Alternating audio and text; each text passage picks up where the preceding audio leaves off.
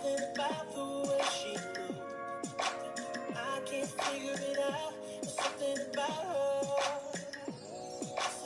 Ooh, it's something about got a woman that wants you but don't need you. Hey, I can't figure it out. There's something about her.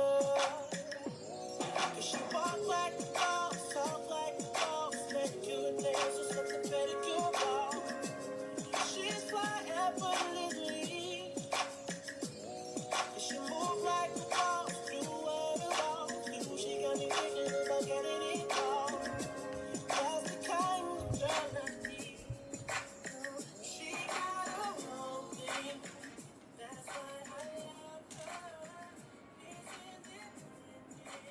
Won't you come and spend a little time? She got her own thing. That's why I love her. It's independent. Ooh, shine.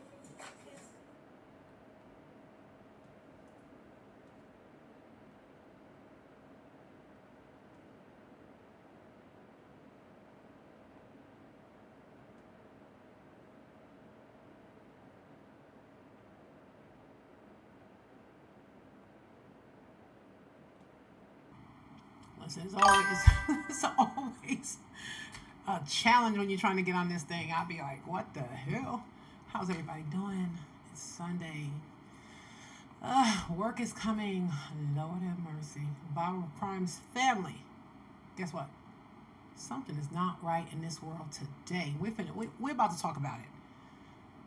What we're watching today is it's a situation where police are going into the worst homes ever and saving kids. These kids are struggling out here. You know, they really, really are struggling. I feel bad. I watch too much of this. And let me say this: the first story that we're doing, it's about this mother actually tries to attack the officers, knowing that she's living in deplorable conditions. There's roaches in the refrigerator. It's conditions that most humans would not want to live in. Why the mom is chosen to live this way? Who freaking knows? But anytime a child is involved, we have to do something. We have to call our neighbors. If you're seeing children, they're wearing the same clothes 4 or 5 days in a row and they have an odor, we have to start calling. We have to start reporting. We have to.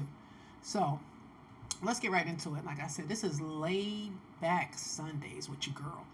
So I might do a few of these. Who knows? So let's get into it. Make sure I got it up on the screen.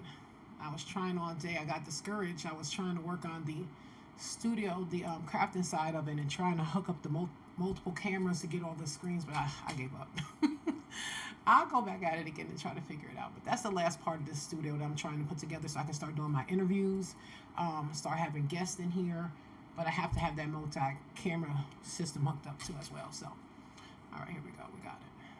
This lady needs to be put down. This is really how it's gonna be. Because I've been trying to leave this stupid son of a and y'all ain't gonna do nothing. That's what y'all are supposed to be here for. Not for me, for him. Yes! I don't want, you know what? Shut the f up. I don't want to bring you your kid because you are a mess. Why am I getting arrested? What the hell am I getting arrested for? Homes are meant to be a place of safety for children. But what happens when officers are called to scenes shaped by the irresponsibility of parents, where that safety is replaced by something far more disturbing? This place, you put the baby right in front of your door? Yeah, it looked like it was garbage. That it's the baby. He was walking towards me saying that it was trash. The baby was never in a though. No, the baby was laying right in here this whole time. How long was she in that? She wasn't. We have video of him holding the baby in the. Put her in, like put her in the and go. I don't know. These were the moments when good cops made terrifying discoveries in houses of horror. We begin with a case where what seemed like a simple welfare check after a couple's argument revealed a disturbed home environment, one that posed serious risks to a child's safety. So we can sort this out, or you're gonna choose to have the door broken down. So, hands up. Everybody is okay. Why you got bring us to the house? And let's tell this baby. I'm being elected. Calm down. No, it's not. Stop. My door is broken. You're going to jail. Your child is going to staff. I have a lot of concerns with this apartment. It's not conducive for a child. On August 11th, 2024, officers received a call from concerned neighbors reporting a couple arguing inside an apartment, drawing attention due to the intensity of the shouting. The couple already had a history of domestic disturbances. When officers arrived, they faced immediate difficulty gaining access, as the woman's boyfriend refused to allow any contact with them. Police department. I knocked on 1, 2. No answer. No answer. Someone's inside. Police department, man. You good? No, we need to talk. Yeah, we gotta talk to you. I'm good. You have a warrant? That's not how it works. Yeah, come outside. I just gotta talk to you. We're not gonna come inside. You can step outside and talk to us. I can talk to the door if you want. Sir, we just want to talk to you. I don't want to talk though. Okay, are you in there with anybody else? That's what we're asking. I don't want to talk at all. Y'all can go away. Are you by yourself? I don't want to talk. Do you know what that means? I don't want to talk. Are you by I don't yourself? want to talk, brother. I'm not going to respond no more. Okay. Y'all can talk to the door if you want. So we got a report for a domestic disturbance. We have to make contact with the parties to make sure everybody's okay. If everybody's okay, stop talking over me. My thing is, why do people think this is the answer? We got to be smarter than this. They're not going nowhere, and they're coming in no matter what. Why make it hard for yourself and for the, like, when I tell you the human brain's jacked up. From here, I didn't call you. It doesn't have to be from you. It could be from a neighbor. Here. We have to make sure that. Not here. So goodbye. Have a good day. Can a kid? Yeah. There we go. Was that a reported kid? No, just screaming and yelling, banging. Like they trying to come in. We're gonna come in and come out and talk to us. You gotta talk to us. We are coming in. You're making this a lot harder than it has to be, man. It can be as hard as you want. Nobody's doing it. Come outside. That's not my thing. You got the wrong apartment, bro. Okay, then open the door and then we can go away. If we can ID you and nothing's going on, we're out of here. But if you don't, Hey, I'm not. Leave me the alone. All right, Then open the door. Let the other adult come outside, because I know you're not by yourself. That's her. My nigga, you talking to me? All right, can I Come outside either. She's bathing her son. can I speak to her, No, please? nigga, she don't want to talk to you. Why don't you let her decide She that? just told me that. The thing is, we have to speak to you or we have to come Hey, in. you have to do whatever you have to do. You have to stay out there if you want. Break down the door if you have to. That's what it's gonna come down to, and we don't want to have to do That's that. illegal. Y'all can't do No, that. it's actually not. We have to make contact to make sure everybody's okay. The man refused to let officers inside. As they tried to negotiate, concern quickly escalated. The sound of a child crying could be heard from within, clearly distressed. With no time to waste, officers were left with no choice but to act, even if it meant using force. Ma'am, can I speak to you?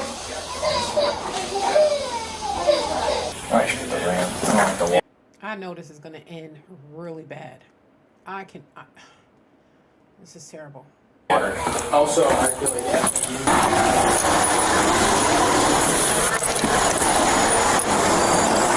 So guys, we're giving you a choice here. You can choose to open the door and talk to us so we can sort this out, or you're going to choose to have the door broken down. You can make a good decision, or you can choose to have us use force to enter, which could result in somebody's injury. It could result in your poor child being terrified, which none of us want to do. We got a report of an argument, possibly a domestic. If we can confirm everybody's fine, we're out of here. But if you're going to interfere like this, it only gives credence to the fact that something went on, and we have to check on your safety and welfare. So this is your choice.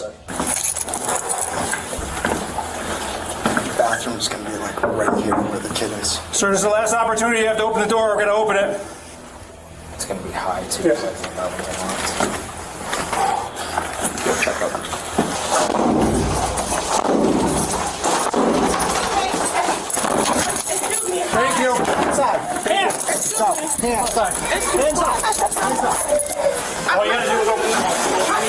I'm sorry. Excuse me, my son's in the bath. Yeah, he's that kid. No, he's that kid. Make sure how My baby. Yeah, he's okay. He's fine. He's in the bath. Why would you guys come in and slam the door? You had a lot of opportunities. We tried to make No, contact. wait. all you had to do was open the door. Don't pull your hands away from me. I didn't do anything. Wait, and if you open the door, we I didn't do anything. That's fine. Y'all doing whatever y'all doing. Nobody's doing anything. She's telling you that herself, and she told you that herself. Why would you guys come and slam my door? My son is naked. Relax. My kid is naked. Y'all came in my house. To ensure everyone's well-being. Everybody is okay. Why did y'all bring us to my house? Because we No, excuse me. Stop. Excuse me. Once inside the home, the situation only became even more complicated. Officers were met by the baby's mother, who within seconds showed aggression toward them. When questioned about why she hadn't come outside to speak with officers, her responses were uncooperative, lost in her anger. Everything is gonna be okay. Calm down, it's okay, it's okay. All they had to do was open the door. We explained it to you repeatedly. Okay, my door's broken down. Can somebody come to me? Ma'am? Somebody's trying to harm me. Ma'am? No, it's no man. You broke into my house. Because you had to come to the door. We explained it repeatedly. Do not We had it me. repeatedly. I'm not telling this baby. I'm being my kid. Calm down. No, it's not. Stop. You fucking broke in my door and my door's broken. There's somebody want to come on me. They can come in, right? Get your IDs. Now. I'm not getting nothing. I'm not And you're getting going nothing. to jail and your child is going to DCF. He going to DCF. Get your ID I don't know now. where it is. Find it. I don't know where it is. Find it I now. don't know where it is. Find it. Why are they arguing like this? This is horrible. She needs to go to jail just for yelling. There should be a frequency where you can't go above a certain level in anger. I don't get it. Why is this woman screaming and hollering like this? For what? I don't know where it is. Y'all have to calm her down, bro. Like, y'all, we're coming. We're coming. Calm her down. Y'all gotta calm her down. Oh, Lord. Don't tell me it's gonna be one of these. You're down. You're yelling at her. She couldn't even hear y'all. She's bathing my son, and I told y'all that. No! Let's walk this way. We'll come right into the stairs. I don't want to be in comfort, so she can just calm down. Okay, I know. We're gonna come right into the stairs. Stuff all over the camera. Can you tell her to calm down? Where would it I don't know. You're screaming at me. You're I don't spitting. care if I'm screaming at you. You're spitting. Okay. The police were at my door. Where is this going? Why is she doing this? What's going on in this house? Why is she so angry? Wow. Oh, God. I'm just trying to... I don't understand. They knocked on the door. They were very pleasant. It was, hey, it's Tom and Bob. We just want to make sure you're okay. You know, they did everything but have donuts. I feel sorry for these officers. I swear they don't get paid enough. The bull crap that they deal with, oh, God, I couldn't. I'd be wanting just right in the throat. I would come to the door and answer. You guys just broke into my house. I'm bathing my kid. Okay, you could not take a second to have the other guy watch your kid while you came to the door to say, hey, nothing's going on You here? guys to come to my door. We had a call about a domestic disturbance. Okay, but did you guys hear anything when you came to the door? We came to the door. The guy refused to answer the door. That explains that something could be going on. When we don't get a response from you after speaking to the male, we fear that something's wrong. The baby's crying. Yes, we you hear did you that. talking. You could have came to the door and spoken to us. But you allowed your boyfriend or husband or whatever to continue to play the games that he was playing when you could have came to the door. We need to make sure everybody is safe. Bottom line, we're doing our jobs. Can you please tell me what was going on? Nothing was going on. We was just having an argument. That would have been an easy conversation to have in the hallway. See what I mean? So right then and there. Hey, Connie, TikTok's in the house. Hey, you guys. Don't forget to tap that screen. Get me out into the algorithm. Thank you, guys. It confirms that you guys were involved in some sort of disturbance. I'm not saying it was physical. You're already saying that it was a verbal argument. We don't know what's going on inside. Had you came to the door and spoken to us, you could have clarified it for us. As the suspect remained disrespectful, officers were forced to press her to calm down. When questioned again about the events of that night, she dismissed it as a normal argument, but her version didn't align with reality. Neighbors had reported intense screaming, along with the sound of a child crying in fear. So can you please tell me what happened? We were just having an argument. It was nothing crazy. I scream. I see how I was just yelling at you. I'm sorry for screaming at you. What was the argument about? Our relationship, like 3 years, and like just a breakup, whatever the case may be. Okay. How long did the argument go on for? Just a few minutes that I remember. Aside from the basis of it, what were the main points of it? The main was like I'm giving my friend more attention than I'm giving him. A female friend or a male friend? Female. Okay. How did it unfold? So he came home, he was just upset. And when he came home, he just started arguing with you about it? Nah, like he wanted to talk, I would just ignore him, and then that's when the argument started. Okay, why were you ignoring him? Because I didn't want to talk about it. We've been talking about it all day. I'm tired. I came from work. I work from 7 to 3. So you're tired about the argument, yes, you don't want to continue it, right? Yes, that was it. We were just screaming or whatever the case may be, and it might be a disturbance. Can you give some dialogue to it? So he's upset because she is giving more attention to her female friend. Why is a man jealous over there's so many man boys out here, it's ridiculous. feel like you don't care about my feelings. I'm talking to you about something, you're ignoring me. Basically that. At any point, like, get physical with you? No. Where was the child when the argument was going on? He was in a room with me. Did you ask him to leave the room? Yes, plenty of times. Did he keep coming back in? Yes. And it was about you hanging out with a girlfriend? Yes. Or is it more accusations of you being with, like, somebody else? No, just my friend. Me and my friend are close. We're in nursing school together. People heard you guys arguing. I'm sorry, I gotta say these men nowadays got way too much estrogen. The freak? And they got worried. How old's your son? He's 18 months. Do you want to address him right now? Yeah. Why wouldn't you come to the door? Was he telling you not to? I don't like police. Like, I have bad experience with police officers. I can tell you, in this scenario, when we're not getting a response, we fear the worst. And then we hear the kid crying. We hear the water going. We're wondering, hey, is somebody about to the baby with the water? No. You know what I mean? Had you came to the door and been like, hey, listen, we're all good here, I probably would have been like, hey, can you just step outside so I can verify? The water's running, the baby's crying. You come outside, you're like, hey, listen, guys, I'm just trying to give my child a bath. Here, come inside real quick. We probably would have stayed here. Okay, yep. The baby's getting bathed and stuff like that. Talk to him, talk to you. At this point, the suspect was taken to another area while officers reiterated the reasons for entering the home. As he answered their questions, he attempted to justify the situation by claiming she had been in the bathroom and couldn't hear anything. However, this raised clear inconsistencies, as officers had heard the baby crying even while she was inside. Details that didn't add up suggested that information was being withheld.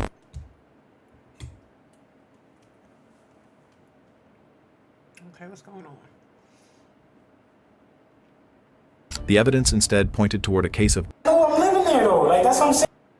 Okay, it dropped. It wasn't me. I thought I dropped the sound. Okay, it's the video. Let's go up a little bit. And then I leave. You want to know what they do? They take my car, they take my house, and they take my cat. I completely understand that, right? So but now, at the same time, everything going on right now, like, I know. we could barely hear y'all through the door, and I'm telling y'all, like, everything is fine. I know we asked multiple times for you just to open that door. Why y'all call my name through the door? Why act so suspicious when there's nothing going on? Let them come in, hang the baby out the door. The baby fine, mama fine now. You know, of course, they're still going to ask for your identification. They're going to still come in. Just that's what it is. It's not that simple. We said, are you? That's who lives there, and you said no. I know I'm living there though. Like, that's what I'm saying. Because it's on your DMV. It's on DMV. So we have in-house history at the department. So dispatch told us who resides at the apartment. Because the last time, hey, okay, that makes sense. Right. I'm really just in there just trying to get everything together. So what's going on tonight, though? Because somebody's calling in that there's yelling and stuff going on, and they said your apartment. Can you tell me what's... It's not even on no... We loud. We're loud, bro. You could see we were in there bathing my son. Look at this. Y'all heard me clearly through the door? Yes. Could you hear you when you were right there by the door? We could hear you, yeah. Could you hear the kid, like, crying a little bit, laughing in the background? That's all we could hear because it was really loud. I couldn't hear your girlfriend or whoever that is at all. And that's what I'm saying. Like, a lot of times it do happen like that. Like. As the investigation progressed, officers reflected on the moment they first entered the home, a shocking scene given the condition of the residence. Clutter and unsanitary conditions placed the child at constant risk of injury. The suspect claimed she had been cleaning at the time of the call, but that statement didn't. They're always cleaning. They are always cleaning.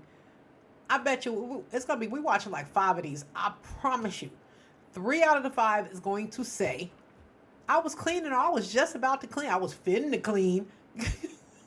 Not match what officers observed. The evidence instead pointed toward a case of domestic violence. Even the last time, and that's why I'm sitting there like, yo, bro, like, I'm good off of this because It's not the way it works. We have to come in and make sure everybody's okay. I understand that. You had this conversation in the hallway? Listen. He already explained that to me, and I understand that completely. And first of all, yeah, I apologize. Right? But you can apologize all you want. But the fact of the matter is, if somebody gets hurt because you refuse to open the door, we're here investigating domestic, that falls all back on you. I'll tell you right now, you have another problem because you have a child in that house, and it's absolutely disgusting.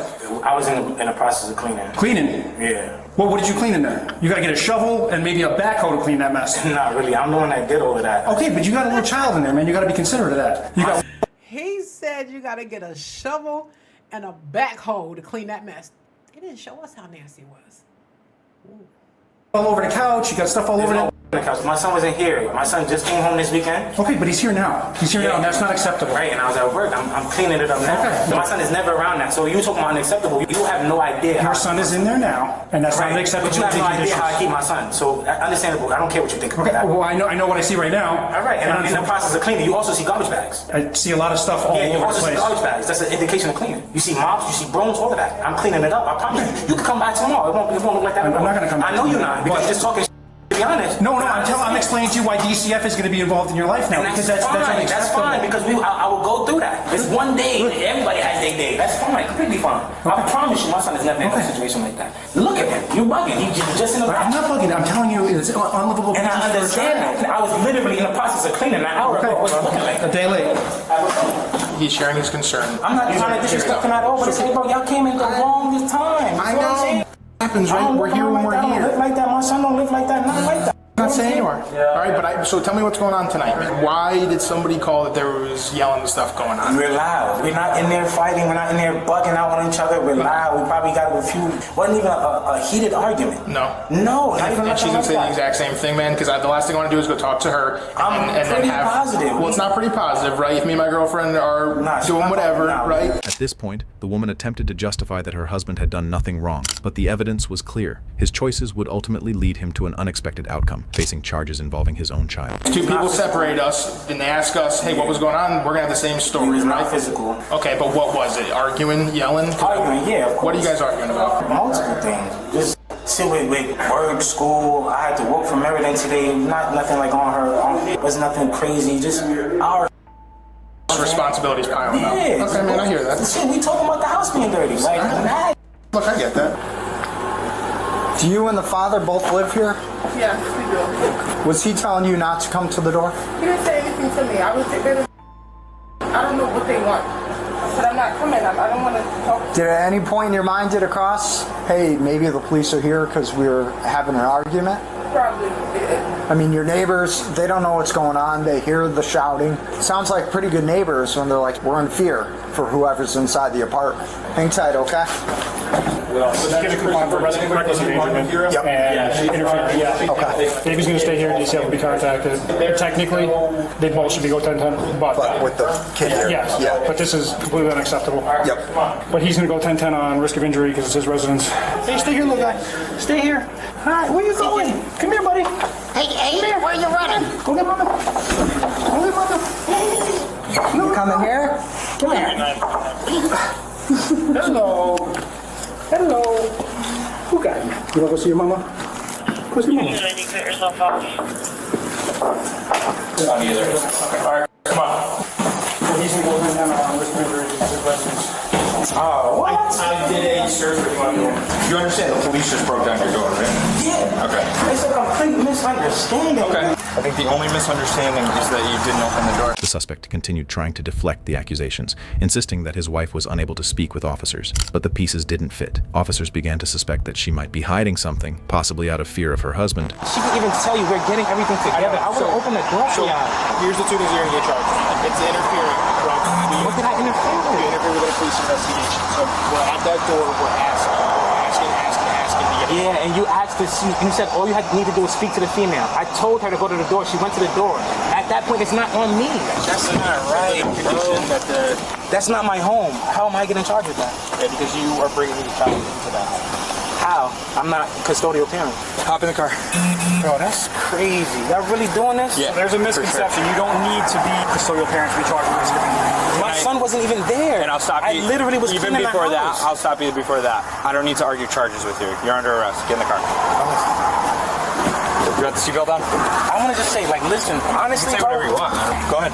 Honestly, I swear to God, everything I love. I was gonna open the door. I'm getting everything right. When I tell you, ask her. She was butt naked. All I'm trying to do is get everything situated. Sure, but that's not the conversation we had when the door was closed, right? But sir, I could barely hear you, No, sir. you I'm couldn't. telling you. We were having an open conversation. You said, and I quote, "Take the door, do whatever you need to do." I did. And we did. I'm not gonna lie. I'm not gonna lie. At that point, and we did it. DCF is clearly going to be involved at this point regardless. Yes. Baranowski in his conversation with her said he came home, kind of was going at her, that she's not spending time with him, she was spending time with her girlfriend, she's doing this, XYZ, and he's frustrated with it. She kept trying to end the conversation, he kept initiating the conversation, but nothing ever physical occurred. That's about what he said too. He said they were just going it's the same back. on both sides. Yeah. Nobody's getting arrested for any sort of domestic issue. No. So that's why we're here. At this point, officers grew increasingly concerned about the child's living conditions. What they uncovered was a pattern of poor care, irregular feeding, constant exposure to conflict, and a complete lack of basic necessities. The child had been left vulnerable without even the most essential care. Ma'am, this apartment is not safe for an 18-month-old. But he's not here most of the time. I understand. So what's next? They're going to take my baby now? No, we're not saying that. No. We are going to make a DCF referral. But that's more just to get you the services that you need to juggle school and having a kid. I mean, I know you said your mom helps out. Maybe you need more support than just mom right now. Hi, Bubba. How are ya? Is he staying here tonight, or? Was the plan for him to stay here? It was, but I said Where was he going to sleep? He sleeps in a bed with me. You know that's not safe, right? For my 18-month-old to sleep in a bed for me?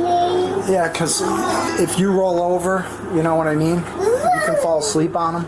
I mean, all three of you sleep in the bed? No. Where does he sleep? He's usually sleeps on the couch, or he goes to Is there a way you can clean out that pen? My son is not here all the time. I'm juggling school and You want to say just because it's night, seeing that he will be here? Yeah. It may be a good idea to clean it out, and then you can put him right next to you guys in the bed, or next to the bed, but just not in. Does the baby have food?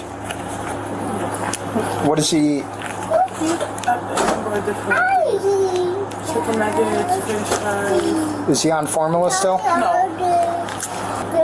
Got food? No. Did you guys have dinner tonight? Yes, I have a pizza. Where's the box? It's in he ate pizza as well. What do you got for 2 weeks out? What do you got? Yeah. Could do the 26th. What do you have for food in the morning for breakfast? Now that's not fair. Because I will say my refrigerator will go empty. And I'll say to the girls, okay, well, not now, they're grown now. When they were younger, okay, we're going to order pizza tonight. And then I'll get up and we'll go shopping in the morning. You know what I mean? Sometimes that doesn't mean your child don't eat. Or we're going to get up and go to the Waffle House for breakfast in the morning. I don't feel like going grocery shopping. So I don't agree with that. I don't know. Unless when he picked up that little boy, he was really, really thin. Because she looked like she eat all right. I'll have oatmeal, but I was going to go to McDonald's and get him something. Because he doesn't stay here. All my groceries go to my mom's house. I always take the car and take the stuff to my mom's house. I have a lot of concerns with this apartment. It's not conducive for a child to be in. As the investigation progressed, the parents' actions were placing their custody at risk, and officers warned them of the possibility of losing it. At this point, the suspect was taken to the police station, where, even in custody, he continued arguing with officers in an attempt to defend himself. My house is usually not like this. It's because I'm at nurse's school. It didn't happen today. Yeah, this is a long... School is not an excuse, little girl. I was in school full-time, worked full-time, had 3 kids, a husband, and my house was always mint. It's not an excuse. You can't keep saying I'm in school. What does that mean? That you can just throw away life? Look at her. Lord have mercy. Yeah, I don't. This is like weeks of... Man, we got dirty diapers everywhere. Yeah. I mean, the diapers alone you are guys just... could be judgmental, whatever. We're not, no, I'm not being judgmental. I Because care for your child. I want your child to be safe. I can tell he doesn't have any markings on him. He doesn't look malnourished. But these conditions here could get him sick. The last thing me and this officer want to do is have to respond to an emergency call about a child who is unresponsive. And God forbid it's your child, all right? Because of something that could be taken care of. I know you have your hands full. If you need help, it's okay to ask for help. It's out there. We just want him to be safe. That's it. Bye, Bob. No? Okay. I was completely wrong. Is there anything like... No, you're under arrest. It's pretty straightforward. This is going to be a lot worse for me. Like, I'm not quite understanding his arrest. I really am not. And she's not arrested too. They're both living in this horrible place. I don't understand. Why is he in handcuffs and she's not? I promise you, sir. I did not expect none of this. Like, You had a lot of opportunities to get out of this. I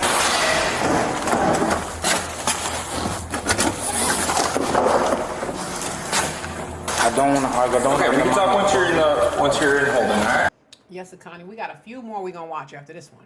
The next one is even worse. So stay tuned. No weapons on you? Anything else I should know about? Have a seat. Alright, bad news. There's going to be a lot. Fortunately, the boss wasn't there. He doesn't know the situation. It is what it is, alright? I don't think it matters what it is, but it was 50. Yeah, it's risk of injury, man.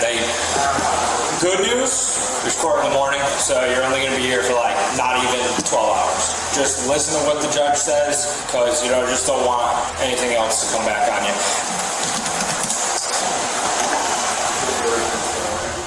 In the end, the suspect was arrested and charged with risk of injury. Up next, when officers discovered a child with numerous injuries, they didn't expect those to have been caused by rats infesting a severely unsanitary home. I get him up, and I see everywhere. His fingers look like they've been chewed. Do you feel like your kids are... Oh, no, this is going to be a bad one, you guys. Oh, my God. Listen, before we go any further, I got to do this really quickly because I didn't watch these. So let me do the fair use. This content is for commentary, criticisms, education, news, and protected under Section 107 of the Copyright Act. And for those who are a little afraid of this type of topic, trigger warning. Here you go. So you may not want to be on here because I'm hearing some gnarly stuff so far. All right, let's get back to the video. Okay. You're safe in that house with all those rats? I mean, obviously we found out today they're not. No. And you currently have an open DCS case about the cleanliness of your home, right? Yes, sir. There's a direct correlation between the cleanliness of your house and the presence of the rats. Direct correlation. But your home is unlivable. It is for children. Children they shouldn't be living in your home. And they're not going to be. On September 12, 2023, officers in Evansville, Indiana, responded to a 911 call from a father who claimed he had found his 6-month-old baby in the crib, covered in blood. He said the home had been dealing with a rat infestation and feared the child had been attacked during the night. When officers arrived, they were met with a scene of filth and chaos, a disturbing discovery, as the child was found with fresh injuries, exposing a level of mistreatment that had left them vulnerable to such danger. I walked in and found him this morning.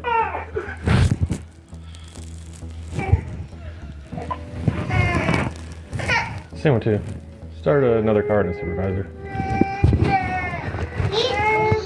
Hey, Sergeant on the air. You guys are crying all night long. I've been up.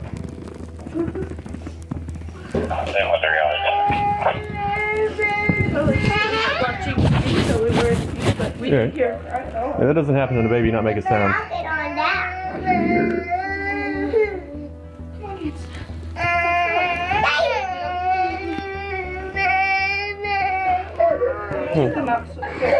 What?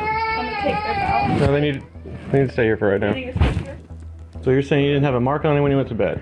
No marks on him at all. No mark at all.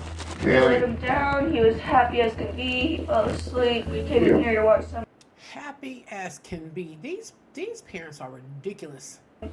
TV. What time was that? We put him to bed at what? Like, about 8. About 8. And then we just came in here. We haven't heard anything since then. I mean, he was supposed to be at one time around like 10 or 11. But I went in there and I gave him his body. What's your name? My name's Delana Thurman. At this point, investigators identified the mother as 28-year-old Angel Schoenebaum, her husband as 31-year-old David Schoenebaum, and the aunt as 25-year-old Delana Thurman. Meanwhile, paramedics arrived at the scene, aware of the potential health risks the baby had been exposed to. What had initially seemed like a possible rodent attack quickly became a confirmed reality. I don't know what happened. They said it wasn't like that. Didn't hear him make a sound all night. He wasn't like that around my spirit. Other when I checked on him and gave him his bottle. I've been having like a rat problem here, but I've got traps everywhere, I've got bait balls set everywhere. I've tried as best I can. If that doesn't happen and him not make a sound all night. Yes, you need to sit down. Alright, well.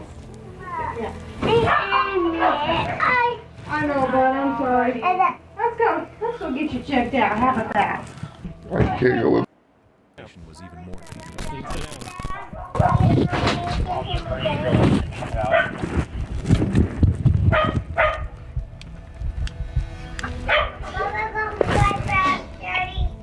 Go ahead.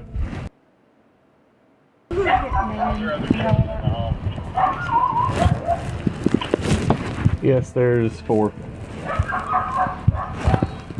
other children. What'd that look like? You saw them? Yeah, exactly. And they're like, oh, you didn't make a sound on that. As the investigation progressed, officers tried to understand how the situation had begun. When David was questioned about what had happened that morning, he described a disturbing scene, stating that he had found his child with severe injuries. Can't talk to those people. I'm gonna lose it. I guess. Here you go. Which one's the dad? The one guy. All right. Hey, David. You understand your right? Look at the porch. Or the deck. I don't know what the hell you call it, but it's disgusting. Why are people so lazy? I can't wrap my brain around this. I cannot wrap my brain that you walk into your house every single day, and every day it doesn't get better. It keeps getting worse and worse and worse. And now you got rats chewing on your kids' fingers like darn chicken nuggets. Hey. Okay. Can you tell me what is going on this morning? I put in bed last night at 8 o'clock. Okay. We heard him fuss a little bit about 10 o'clock. Okay. Gave him a bottle, which is absolutely normal. He was great. Okay. I was getting all the kids up, ready for school this morning. Okay. I went in there like I've been doing. Went in there to get him up, and I see blood everywhere. So I got him up. I was like, okay, where's the blood coming from? I worked for AMR for a while. Okay. I was like, where's the blood coming from? You know, said, did he have a nosebleed? Did he have an ear bleed? I noticed the amount of blood, and I see his fingers. And I see that his fingers look like they've been chewed on. And okay, what does he sleep in? Like a crib? Or? He has a bassinet. A bassinet? Bassinet that's on the, like stands up, you know. I will tell you this. That ain't the first time that I knew someone who had a mouse infestation. I was babysitting them. I probably was like 13, 14 years old.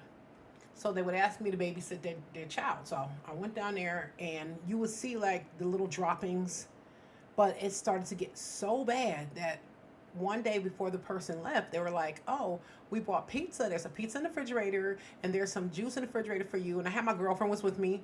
She always came with me to babysit. And so we got the little girl to bed, and when we went to go put her in the bed to pick up the blanket, all underneath the blanket was mouse turds. It was horrible, and the story gets worse. So we're trying to call the mom. Don't know why the mom didn't see it.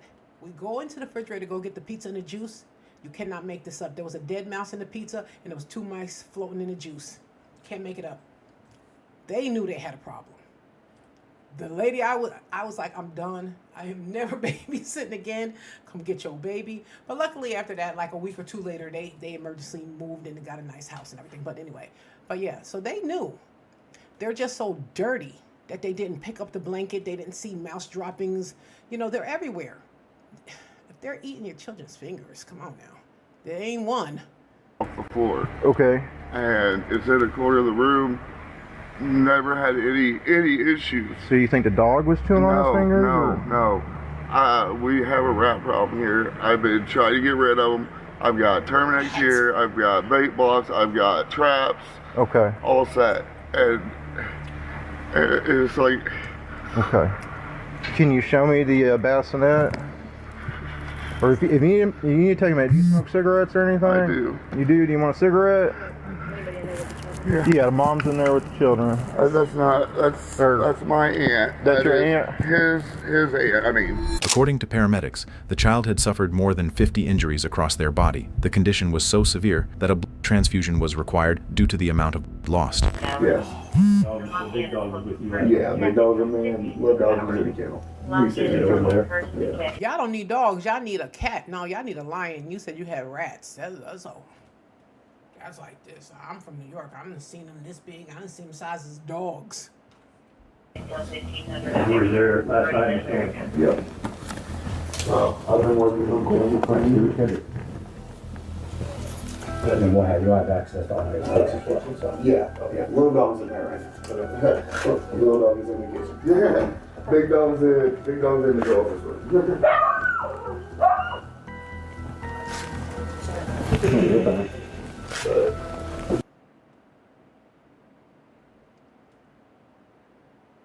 Here last night. This is where Turkey was. This is where Turkey was. He was. He's mad because he had to get picked up from his house. He had to get picked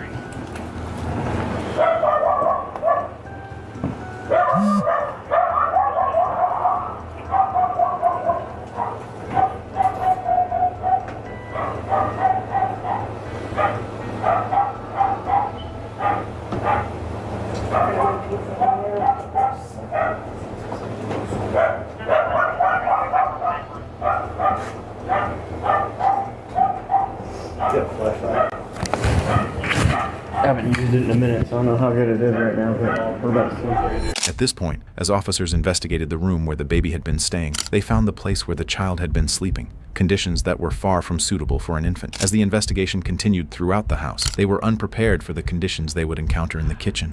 Little dog quits freaking out. God, and you say you had a rat problem?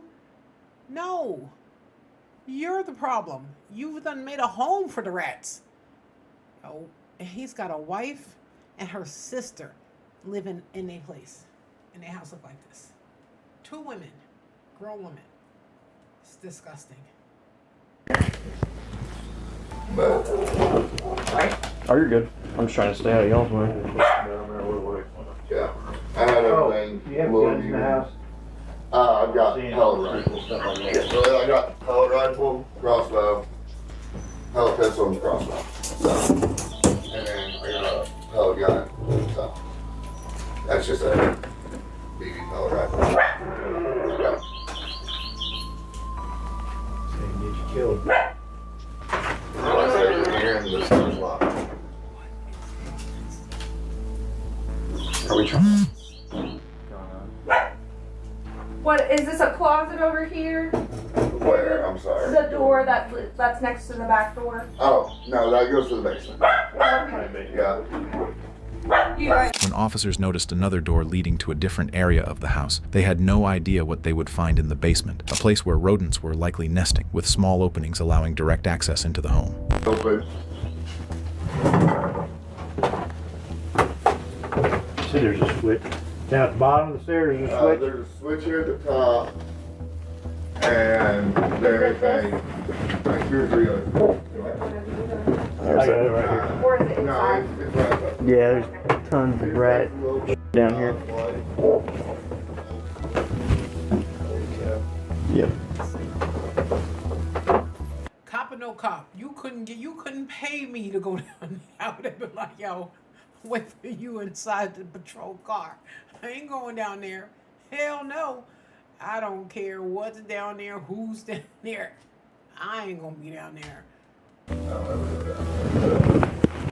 Pool table down there, dark.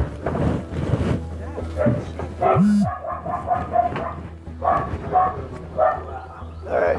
I hit enough cobwebs already. I'm not going any further. You're a short guy. I know. Tall guy catches all. Maybe I need to go lower.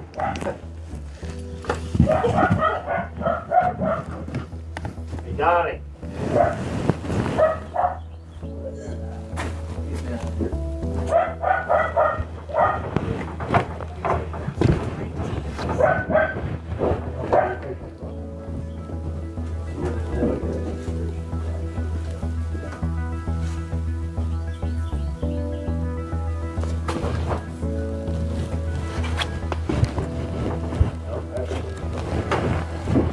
Where the rats go when they hear people walking around, you know what I mean? Like, because obviously they're down there. Do they just like scurry and just hide under a blanket or something?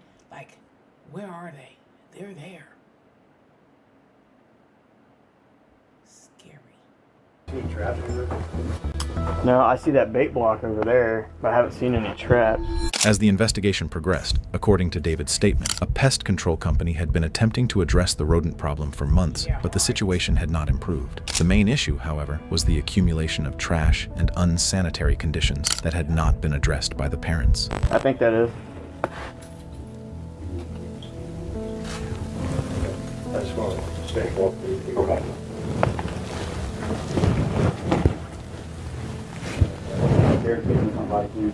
Yep. No problem.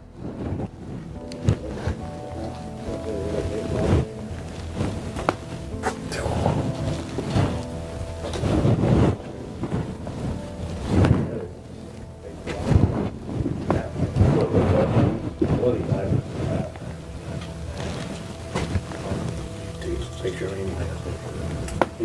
said that's where you'd wear them. They got them out, they changed it. She looked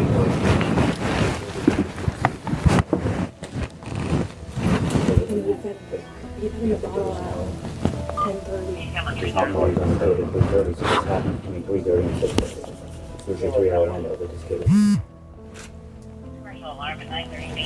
Some of this actually looks somewhat fresh too, so. He itching.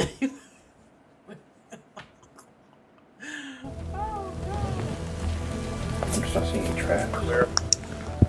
The only thing I can see is that thing right there. I didn't see anything else. At the bottom of the stairs? Yeah. I think that's what that is. That's a bait block. It says Terminex, yeah. As far as any other traps, I haven't seen any. You said the main rat problem is in that closet next to the room where the child sleeps. Who else sleeps in that room? He does. He does, but he didn't last He didn't. Okay. At this point, David once again claimed that he and his wife had been trying to resolve the issue, stating that there was evidence a cleaning company had been involved. However, when asked about the last time the company had provided service, David was unable to recall. There's one behind the couch.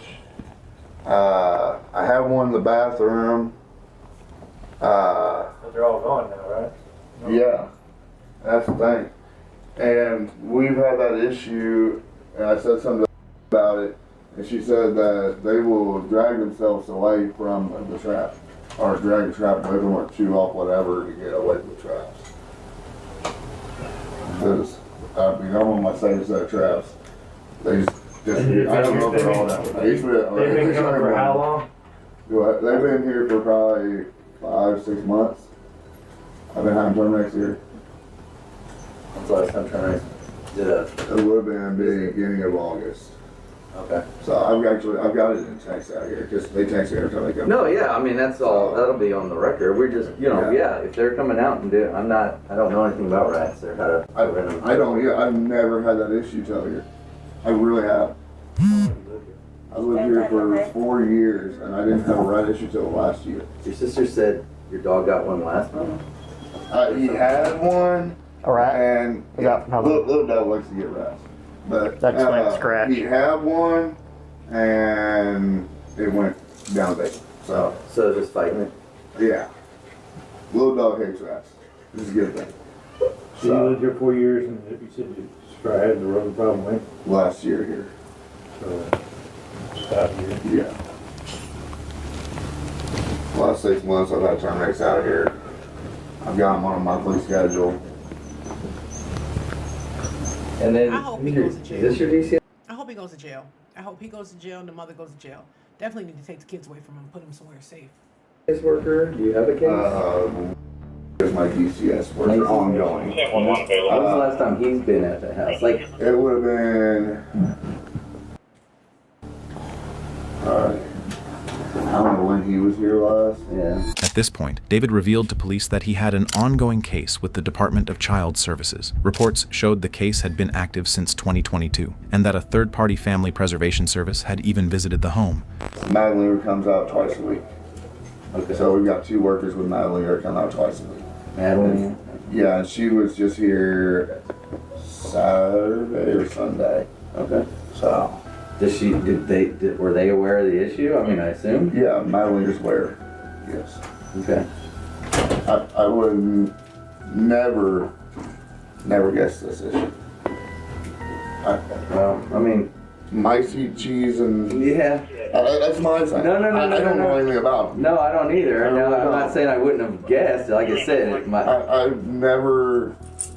I mean, if I've seen one, if I saw one, I'm just saying, everyone's got their own. You obviously can't just up and move or whatever, so... David was taken in for questioning. According to his statement, his child had a seemingly healthy routine. However, one detail raised concern. David claimed the house was regularly cleaned, something investigators had not observed. I usually stay up, play with him a little bit, make him bottle, snuggle him, and because he's my little buddy. And I put him into bed, it was right around 8 o'clock when I put him to bed. Is that typical? Yes.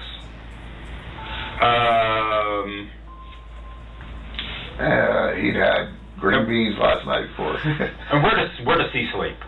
He sleeps in my room in a stand-up bassinet. That bassinet? Yeah. Okay, anybody else sleep in that room with you? Usually me and Angel are in there. Okay. Well, with Angel being gone, anybody else sleep in there last night? No. Just you two? Just, I wasn't even in there last night. Okay, you slept on the couch right last night? I was up till 3 this morning trying to clean and work on the house some. She's supposed to be coming home tomorrow evening. So, I'm trying to be a good husband and make sure the house is clean for her. So, you know, she's coming home to a clean house.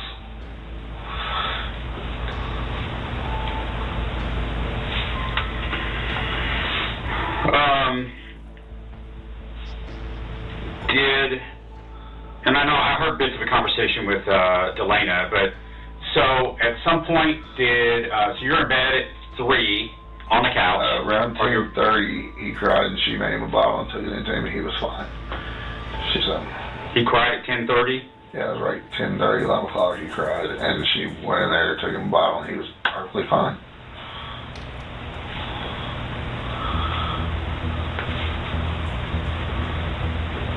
And he's not one to wake up in the middle of the night.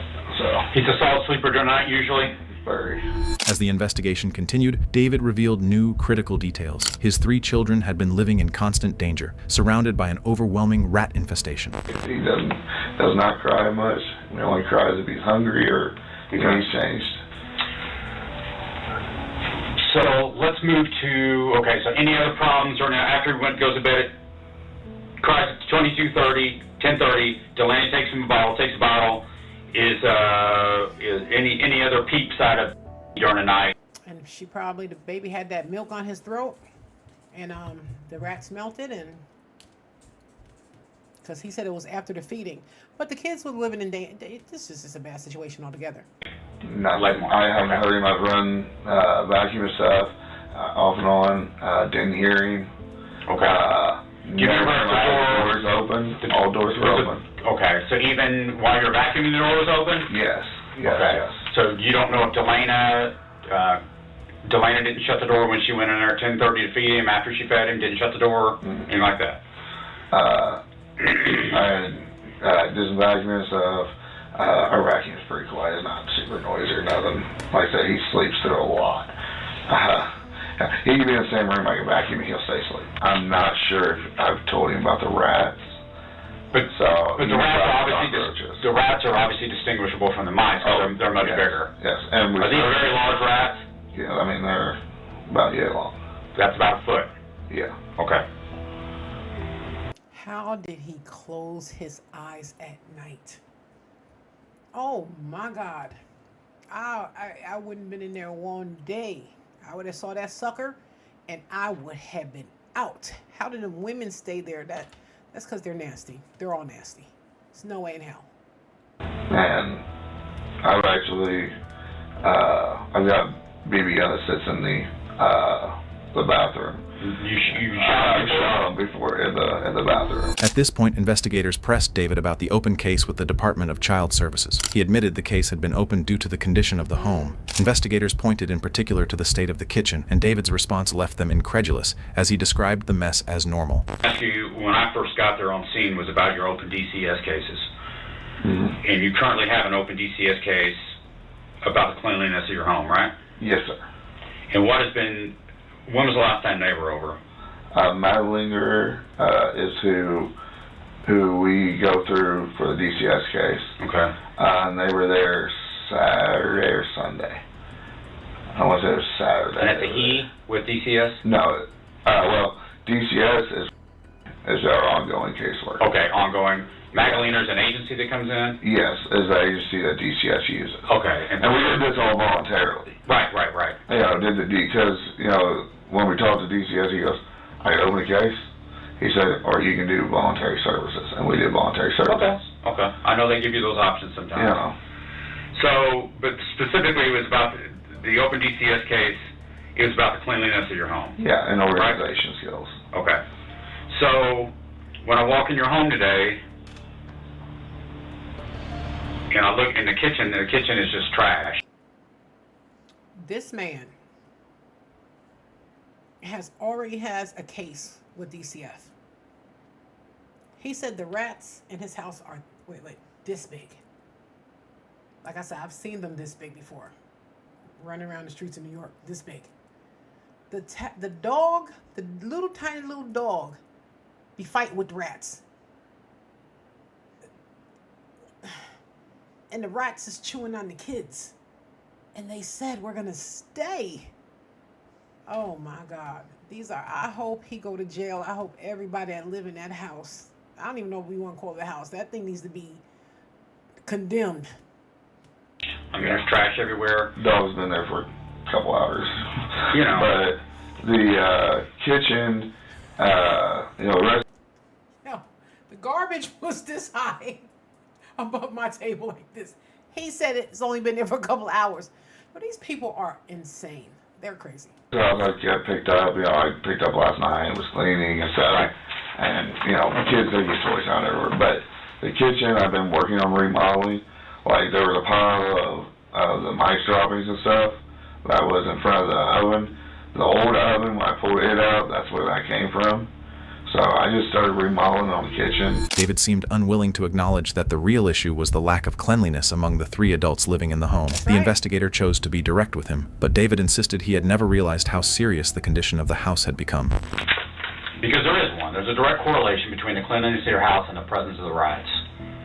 Direct correlation. And when you allow it to get in such condition where it's not clean, that's basically a breeding ground for rats. That's, you know, because you keep the house clean and picked up, and those things that attract rats, you know, I mean, you can keep a real clean house and get bugs in. I understand that. I mean, there's certain times of the year I've got black ants in my home. I mean, you can have all sorts of problems. I mean, it's just, you know, insects get in homes. There's no doubt about that. But there's a direct correlation with the condition in your home and the rat problem. And I mean, do you understand that? I didn't realize that.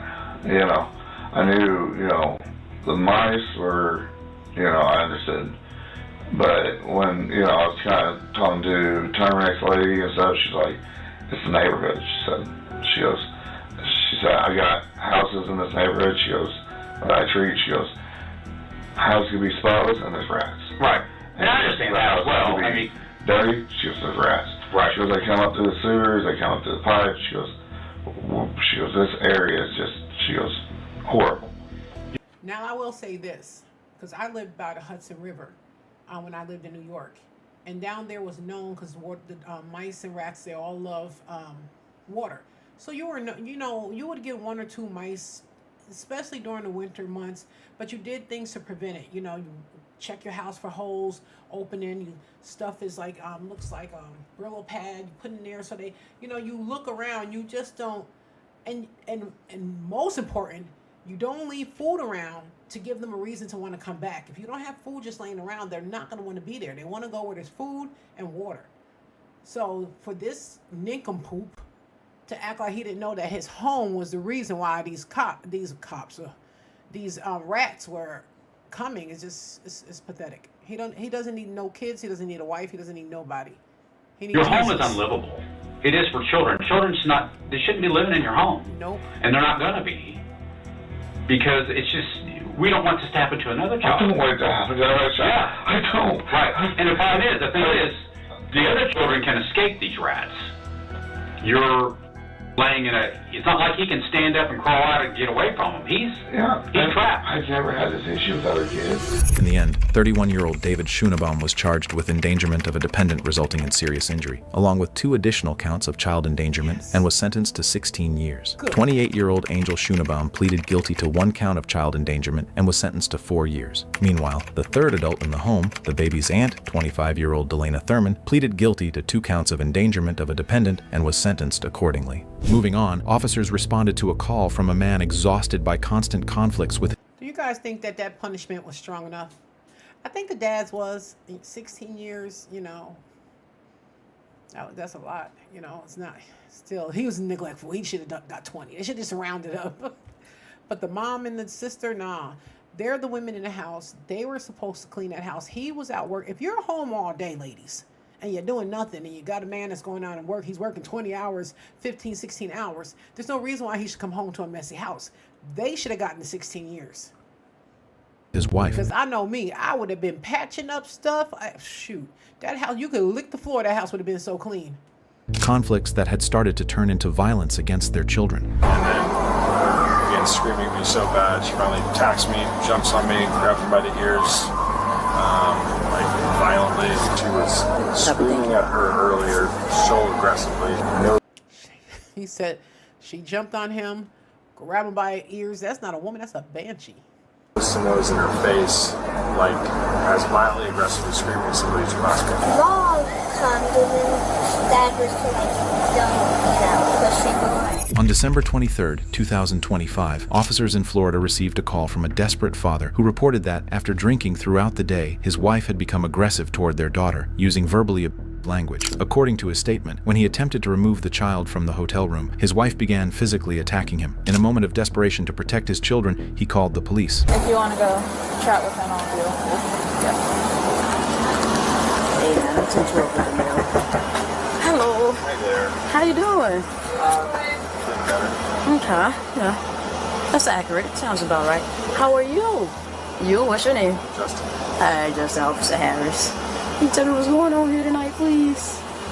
My wife probably had a little too much to drink. Started yelling at her a lot earlier, screaming at her, berating her. Finally got her out of the room, moved down here for a little bit. She then threatened to fly home in the morning. We just got here today. I came back, tried to calm the situation down. She getting worse, escalating, screaming. So again, she's obviously scared. Finally, we walk back down here for a little bit more. Hopefully let her go to sleep. My son is asleep.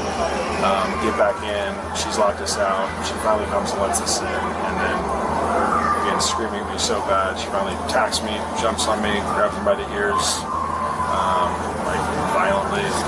She starts crying, of course, and that's when, I felt like the situation was completely. And this happened in front of the baby?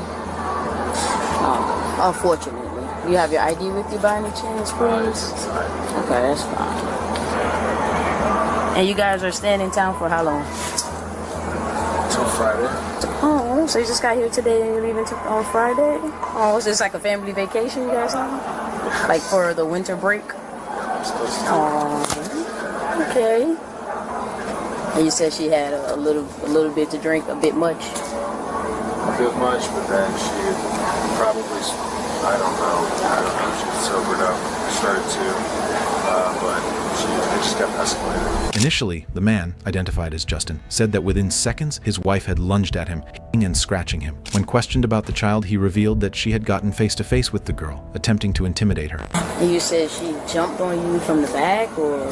I was sitting on the bed, facing the other bed, and she jumped on me, facing me, and grabbed me by the ears.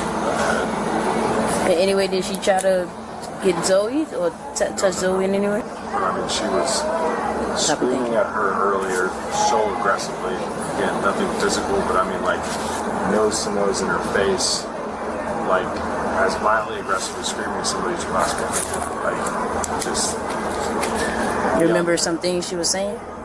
not getting gifts for Christmas, saying she's, ungrateful and spoiled and doesn't know hardship, and she should know trauma and hardship, so she's going to show her some, and she has it too easy. Scared? You were scared? Have mom ever scared you like that before? A few times. A few times. Military? I'll let you process it. Now you know it's bad when dad breaks down and cry. This is terrible. They're in this little hotel room and mom decides to become the Hulk. I can't wait to see the mom. For sure, it's something difficult to process. Tell you what, though, you're strong for sure. You guys are both strong. You guys want to stand up for me? I'm just gonna ask you to stand up very briefly. This may be uncomfortable, but I'm gonna ask you to take a few pictures of your body, okay? No military. You work out often? 2 days a week. Oh, let me get your ear. No, you're good. I'll turn this way for you. Did she grab on you anyway that left some bruises? Just like behind my ear, she kind of used better fingernails and some marks. Did she grab your arms behind your chest? A couple scratches there? Maybe, I don't know. Can you put your arm like this? Officers tried to piece together the sequence of events. When asked whether this had been the first time, Justin explained that his wife had been drinking. He then admitted that similar incidents had happened before, but after seeing the impact it had on his daughter, he could no longer allow her to be put at risk. Have you guys ever called authorities for something happening like this again? Like previous in Indiana, for instance? And it was all basically the same manners, the same way, or it was like different in situations? Very similar. Similar. Did anybody go to jail in reference to that? No, I did not press charges. They asked her to leave my house because we weren't together at the time. So they, she was intoxicated. They asked her to leave. And I think she had a friend pick her up, but I didn't press charges. Room is the reservation under? What room? What name? What name is the reservation? It's under my name. Your name? And your credit card too? Okay. So, when it comes to pressing charges, you guys have 2 children together. How long have you guys been married? How long? Couple months? We've been together like 10 years on and off. So you've been dating for 10 years? Okay. And then married for approximately how many? Married less than a month? Trying to make it work. Obviously, not going well. That's okay. Ain't nothing wrong with trying. You guys live together back home? Okay. Perfect. So I'll tell you, I'm a straight shot and I like to be honest. When it comes down to pressing charges, it's either yes, you would press charges, you want her in jail. No, you don't want to press charges, you don't want her in jail. 3, like you said before, it'd be a separation route. Right? In the state of Florida, it's different. Right? In the state of Florida, you don't have to press charges. The state of Florida is going to press charges whenever anything physical happens between 2 people that has an established relationship. You know why most states are doing this now? It's because the men were going, having the cops called on them, and then they get there, and then the woman starts thinking it can go both ways because women are, men go through the same thing. Then they get there and they're realizing like, oh my God, that person is the breadwinner. What's going to happen, with the mortgage? So they say, no, I don't want to press charges. I don't want to press charges. And then it happens again. And then the cops keep going back out to the same house over and over again. So that's why it doesn't matter. Once you call them, if they feel that is a reason, they're going to arrest that person. So I saw an elderly couple and all he did was smack the cell phone out of her hand. But she was scared. She was an older woman, they had been married like 35 years, and she called the cops. And they arrested him, and she's like screaming, no, don't arrest him. I don't want him to get arrested. And they were like, there's nothing we can do. And he was like, it's a cell phone. But still, they arrested that old man. Married, have children, so you guys will qualify as domestic, right? Because you guys have children, you guys are married, and you guys live together. The dating, if you guys weren't married, the dating on and off would have helped the situation out. You could have got like dating. But since you guys are married, Depends on what she get, and depends on what we discuss after. It's the next steps that we'll take. At this point, the father's account pointed to the mother as the primary suspect. Justin maintained that he had not committed any aggression against his wife during the incident. In this situation, officers needed confirmation from the child to verify the events described by her father, a crucial account for the progression of the case. You do have marks on you, which attest to what you said happened. So I'll speak with you. Hi, I'm sorry about that. I'm off the forwards with the Key West Police Department. You met my partner, Officer Harris. I just finished up speaking with your wife. I guess your daughter, she also explained you guys both have a history of dizzy spells. Your daughter ended up having a little bit of a dizzy spell, so she's laying down in the bed right now. My partner's in the room with her too, just to keep an eye on things. But I just wanted to let you know too, because you're her father, and her not coming back after saying she needed to use the restroom and everything, Did your daughter see the whole incident? She was in there. Okay, what about your son? He was asleep. And then are your son and daughter sharing a bed, and then you guys share a bed? That's probably what's going to happen. She said both the kids are shared by you guys. Yes, you're both. Okay. And then has this happened before? Okay. I'm gonna go see if your daughter's okay to talk with me really quick, and then I'll bring her out here and we can speak in front of you. 2 questions first before we start, okay? Real quick. Do you know the difference between a truth and a lie? Yes. Okay. Do you mind telling me what happened between your mom and your dad? Well, when I was in bed, my mom was right next to me. My dad was on the other side. They started arguing, my mom was screaming. They started, she got pistols and they attacked. She had written, I forgot what she wrote, like, we were out, like, you on the TV, and you better on the mirror. Okay, I saw the do better on the mirror. Yeah. Okay. Alright. And I was a little curious about that, but I was gonna see what. Okay. When you say fighting, was it like they were wrestling, or was it like they were fighting because they were arguing? It was like kind of both. Kind of both? Okay. Like first they were arguing, and then they started. Now that makes the dad not as credible as they thought, because he didn't mention nothing about no physical altercation. He just said that they were screaming. He didn't mention anything about a pow pow. What the hell was going on in that hotel room? This little girl ain't holding back. But they say, you know what? Kids say the darndest things. They will tell it all. Grabbing, pushing. Okay.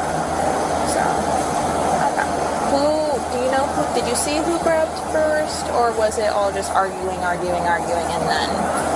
Well, it was arguing, then Mom comes, and then Dad was like, pushing away. Dad was trying to put space between them. Okay. Alright, do you want to stay out here with Dad, or do you want to go back and lay down? You want to lay down? Yeah. Okay. With the evidence laid out, Justin chose to press charges, explaining that despite prior incidents, his wife had never changed her behavior. At that moment, officers moved in to arrest her, and she remained unusually calm, as if she had been expecting it all along. So, I'm going to go ahead and I'm going to explain everything to you, okay? Like I said earlier, Florida, we don't have discretion when it comes to it. He has marks, he has bruises, he has things that aren't normal, and he has scratches, okay? The thing is, he has scratches, you don't. Based on that, and based on our investigation, we were able to determine that you were the primary aggressor, okay? So I need you to turn around and put your hands behind your back, okay?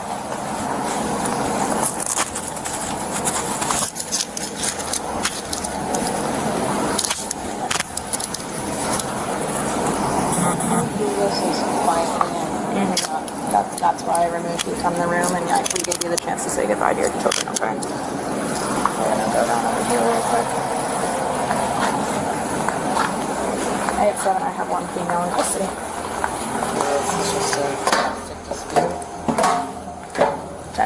Sorry, you were saying? This is just a domestic dispute. Yep, so it's gonna... What am I being charged with? So you're gonna be charged with battery, because it's an unwanted touch or strike, and then it's just going to be annotated that it is domestic in nature. Copy, thank you. It's going to be annotated that's domestic in nature. Once we get out to the jail will be able to help with letting you know and navigating how everything's going to occur. More than likely you'll have first appearance sometime tomorrow in front of the judge, and then it'll go from there, okay? But like you said, your family is going to be here until Friday, yes? It's probably only going to be for the night. It depends on what the judge sets. Huh? I said or for. Yeah, hold on one second. I gotta do one thing before. Okay, alright, you can go ahead, step in. Alright, go ahead, look towards that window to behind, other way. There you go. Put your back to the seat and just look with your head. Okay. And then I'm gonna hold on to this for just because this is your piece of identification for right now. I'm gonna make sure I have it in my vest, okay? Alright. On this security guard here. Okay. They called. Hey you guys, before we move on to the next story, I'm just going to ask you guys to like, share, and subscribe to my channel and turn on your notifications so you never miss a commentary reaction video from Viral Crimes with Jocelyn. 911 and we were conducting an investigation and someone's getting arrested. That's all. Yeah. Thank you. Yeah. I don't know if you know, but like if I'm in pretty good clean standing in Indiana, hopefully something gets dropped down to a misdemeanor, I pay a fine. Like what? It's all gonna be up to the judge. Am I gonna be in shackles? Huh? Am I gonna be in shackles? No. Okay. No, I don't have shackles. Nope, you're gonna walk up as is, and then you'll be checked out by the nurse and everything, and then we'll go from there, okay? Okay. In the end, the woman was charged with domestic battery and restricting contact with his husband and children involved. Next, when officers were called to check on the welfare of a baby, they had no idea they were about to face a situation far more dangerous than anyone expected. So give me my kid, let me leave now! You are not fit to parent right now. I'm not a fit parent, really? You are not fit to parent right now. You know what, real quickly, let me fix this one right here. I want to fix this one so I can blow it up larger if I want to so you guys can see the whole thing. So let me just add this to it. I don't know why it's not working. Why is this not working? Hold on, let me try this.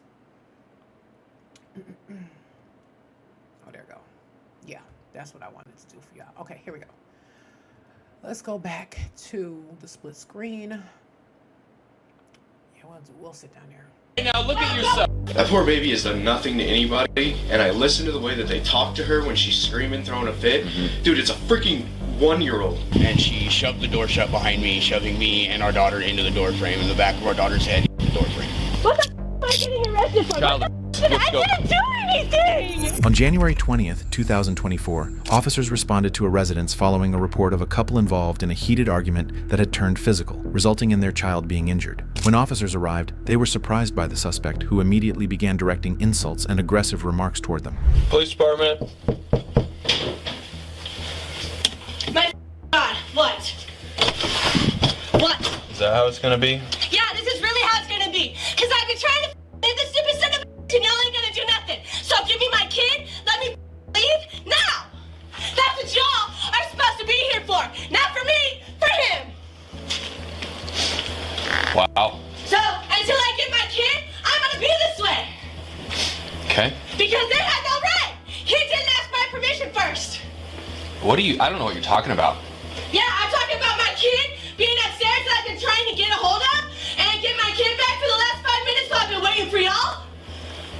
Okay, did you call? Since they called him? No, they thought they called you. Okay. Why'd they call? How the am I supposed to know? All I know is I'm fighting. I don't know. Okay. Probably because the bitch outside saying that I hit her kid, but the door that did it was his son. Okay, I don't know anything about that, but I'd be willing to figure out. My kid down here so I can take her nice and leave. How old's your child? She is a year old, and he has done nothing but abuse me the entire time. Can you bring it down? No, because you guys will not bring me my kid to know that she's actually in safe hands, because I don't trust them. But where's your kid at? Upstairs. With the neighbors? Yes. I don't want to. You know what? Shut the f up. I don't want to bring you your kid because you are a mess. You know you what? are not fit to parent right now. I'm not a fit parent, really? You are not fit to parent right now. Look at yourself. Yourself, yeah, because he sure is. All right. Do you have injury at all? Or have you been injured? No. Why does it matter?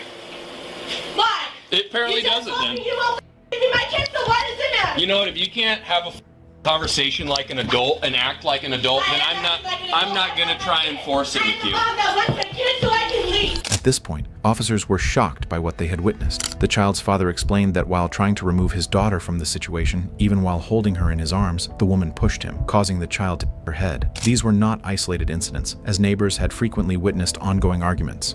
Jesus Christ.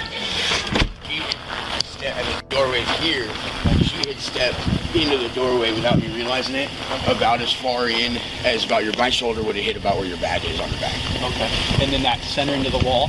And I don't know if it was hard enough to send her into the wall or if she had exaggerated it. I don't know. Okay, gotcha. Then what happened? And then after that, she hit me. She shoved me. I took her to the ground. She continued trying to hit me, telling me to let her go. I said, when you're calm. Okay. And where was your kiddo during all this? In her pack and play. Okay. In the living room. Okay. Dining room area. And then I grabbed our daughter and I went to go upstairs. And she shoved the door shut behind me, shoving me and our daughter into the door frame, and the back of our daughter's head hit the door frame. Are you injured at all, Chris? Not that I'm aware of. No. Okay. And daughter's with the neighbors, is that right? Yes. Okay. I'll go and touch base with them.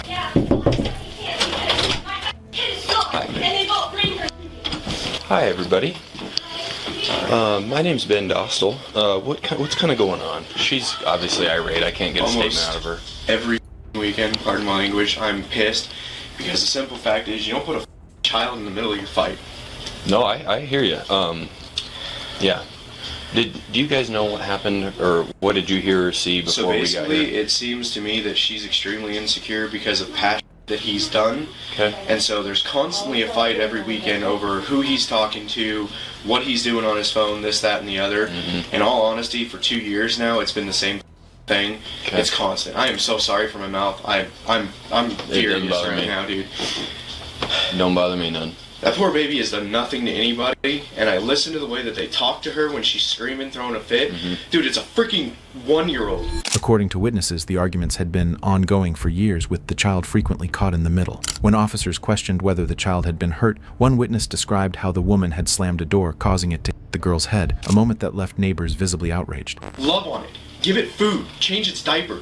Like, they're simple to take care of. Every time a fight starts, it's every weekend. Mm-hmm. It's almost every weekend. Sometimes it escalates this bad. Sometimes it's not this bad. This is the first time that I've ever heard of her getting hurt during a fight, and I absolutely gave her, Chris came up, gave Jen the baby. I went downstairs to tell them both they need to knock off because they're fighting. I have 4 kids of my own. 3 of them right now are gone to the Royal Kids Family Club over there at the church. Mm-hmm. That's one thing I can say, that I'm proud of myself. Me and my children's father never ever got into blowouts around my children. Never. We could hold it together. There was never no screaming. But guess what? I didn't grow up in that either. My parents didn't scream and holler at each other. Now, my mom was a screamer, but my dad used to say, any man that has to scream at his wife and do all of this stuff and get in her face is a bully. Because, you know, and by nature, we are the weaker party. So my father didn't think it was no need for it. So he would say to us, come on, let me take you to McDonald's, go get some ice cream and take us out the house. Because he's not arguing. He's like, I'm not a woman. I'm not arguing with another woman. I keep telling you, something is wrong with the men of today. They have way too much estrogen. They need to get tested or something. Because, yeah, my daddy wasn't arguing with no woman. He just was like, go on, scream, hoot, and holler. I'm going to bed. So when I was married, I didn't do it. I just didn't do it. Littlest one is here, and now we have her, which I'm cool with. I love this little girl. So she has injury, this little girl does? She got her head slammed, I guess, is what Chris said. But I haven't seen anything, and she hasn't been flinching when you touch her or anything. But it's literally every freaking weekend they're fighting over something. And honestly, man, I'm tired of it. Yeah. Not only is it traumatizing my family, like my dog is terrified. Yeah. And she's a huge dog. Like she's terrified anytime they start fighting. So that tells you me and her don't even raise our voices very often. The most I'll raise my voice is when it's 4 kids yelling and screaming, go. You heard that? That's how more men need to be. Really do. You need to women have so many things that we have to deal with, hormonal, postpartum, their monthly. It's just so many emotional things that women have to deal with that men don't. So sometimes you have to take in consideration those things. But if you fighting back with your woman, it just, why? I don't understand it. I don't understand it. I really, really don't. It may be a day where, the cramps is cramping and you just, your woman is, and then you fight with her. You ain't got cramp. Why are you upset? I don't understand men who fight with their woman. I don't get it. Keep it down. And it's instantly silent. 0410-4. Was she crying when you got her at all? As far as I know, no. Okay. She's so used to them yelling and screaming like this, I don't feel like she even understands, like, this isn't normal. Of course, she's a baby, Yeah. I'm literally shaking right now because I'm so pissed. Okay. Like, he came upstairs and basically barged his way past me. I went down there, and they were literally fighting at the door, opening and closing, slamming it, until I literally just barged my way in there, and I was like, you both need to knock it off. I'm tired of this. I'm tired of dealing with you guys fighting all the time. Now you got a baby in the mix. If you could just hold on to her for a second, I'll get back with you, okay? Yep. With all the evidence gathered and the Y'all see the holes in the walls? Oh my God. Let me tell you something. It's disheartening. It's really disheartening that two parents would have to do this. My mom and dad was married 46 years before my mom passed. And like I said, I never, ever saw my dad. Now, my dad would raise his voice, but never at my mother or never at a woman, because he always used to say, women are weaker. So if you have to bully your wife and scream in her face, you're a bully. Because men, my dad just had in his mind, like, you know what? She may be cramping. She may be going through women go through emotional things that men don't. So my dad always took that in consideration and be like, okay, let's go get something to eat. Let your mama have some time. But he would never, ever raise his voice at his woman, ever. discovery that the woman was already in custody for physically assaulting the couple's other daughter. Officers had no doubt about what would happen next. Where's my kid? I need my kid now. I have my mom on the way so we can go and Put your hands behind your back. Why am I getting arrested? What the hell am I getting arrested for? Clank them together. Yup. Say that prayer from the back. Go to jail. What the am I getting arrested for? Child, I didn't do anything! What the I didn't even do anything! This way? What the hell? I didn't even do anything to her! What the Stop right here and face at that duty. Oh my God! What the Do you have anything on you, officers? I don't have anything on me. I just proposed so I can come get my kid. I didn't even hurt her. Have a seat inside. Watch your head. Out her hand. Yep.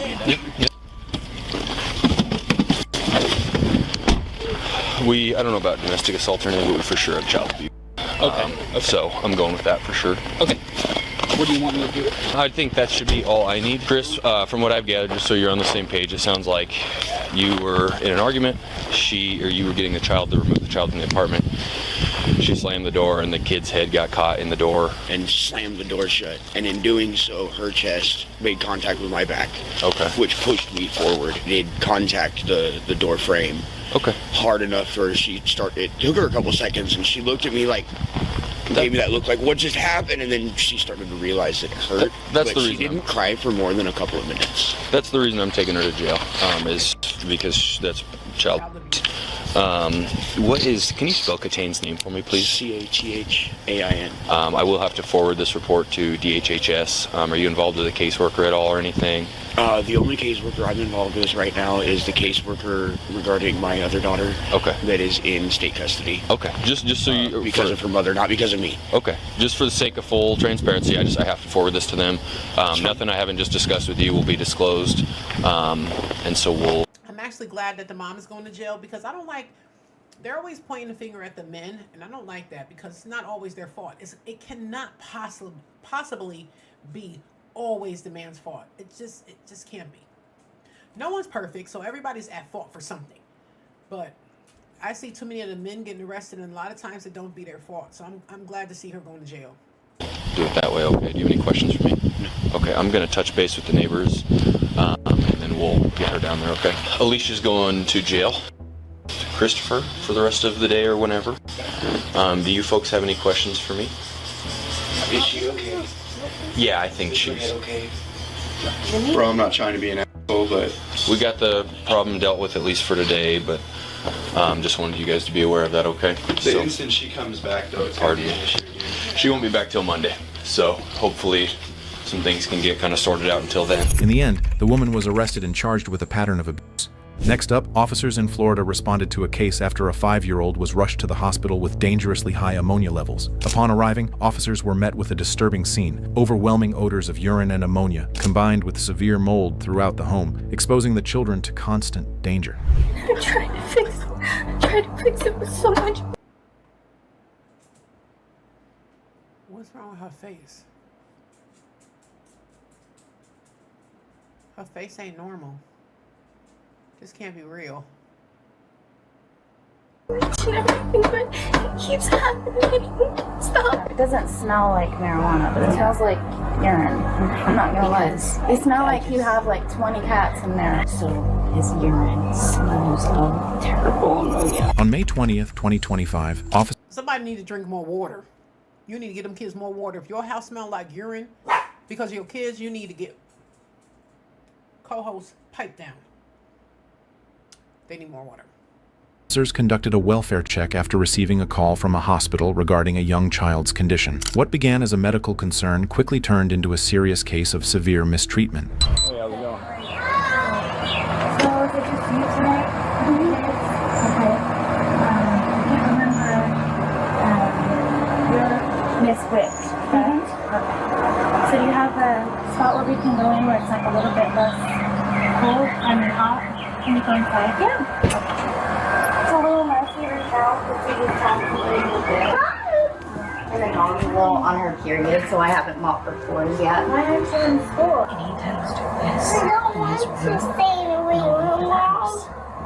And I've asked for things to change. And I've begged because I know you guys were involved and I was scared of you guys. She's like a puppet. And I'm trying to fix it. I'm trying to fix it with so much bleach and everything, but it keeps happening. Stop it. I don't know what to do and I'm so sorry. But you're getting yourself all worked up, okay? The woman became visibly emotional within moments of the conversation beginning. So instead of immediately addressing the state of the house, the agent began by asking about the woman's new partner. There's also some concerns that are related to your new partner. Tell me what your relationship with him is like. It's perfectly fine. Okay. Does he put hands on you? No, never. Never. Is there anybody else in the house putting hands on you? No. Another male? No? No. I just have to touch base with you because last time I was here, the other mom was dealing with it. I mean, you girls have, you know, I don't know about your I kids, understand you know that, what I mean? but Just I've to known make this sure man you're for okay. over 10 years. We're like high school sweethearts. How long has Vito been staying here? He's only been staying here since the end of February. And Bill's small. He's small? No, his Bill's mom. small. His mom, we go over there a lot too. That's also why we're not really here as much. And Bill's dad too. Okay. Is there anybody else doing drugs in the house? No, we just do the medical.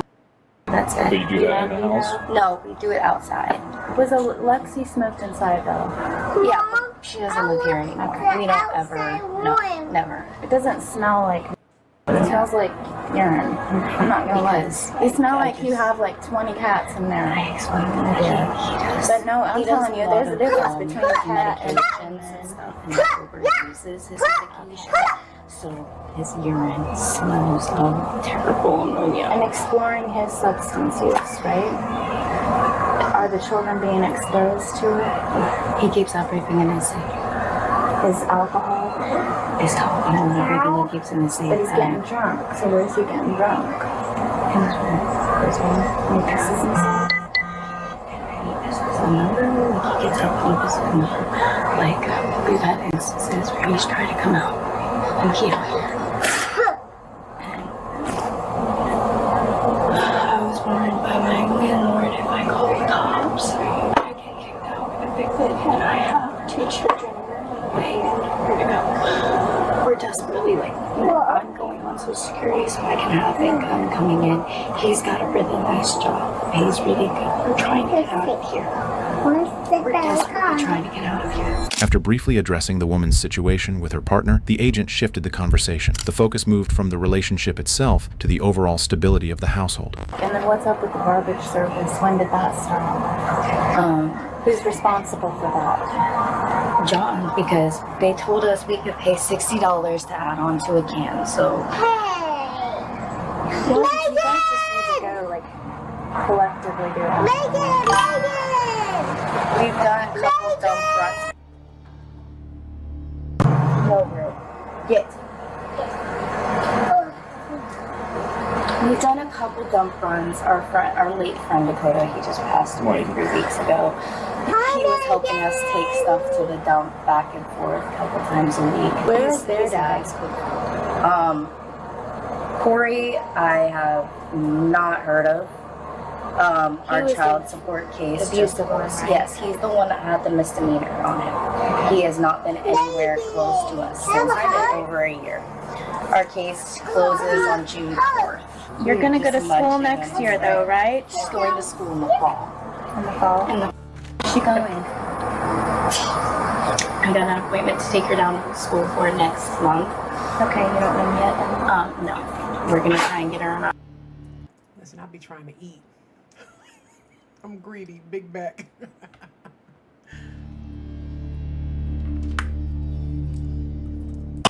Need an IEP.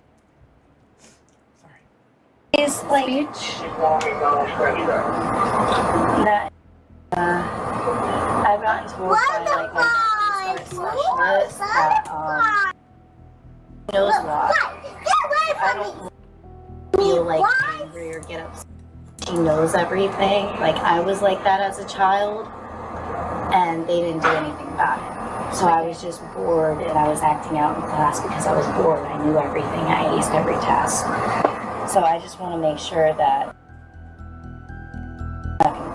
After working through practical concerns about life inside the house, the agent began asking more pointed questions about the child herself. The focus was to understand what daily life looked like for the little girl.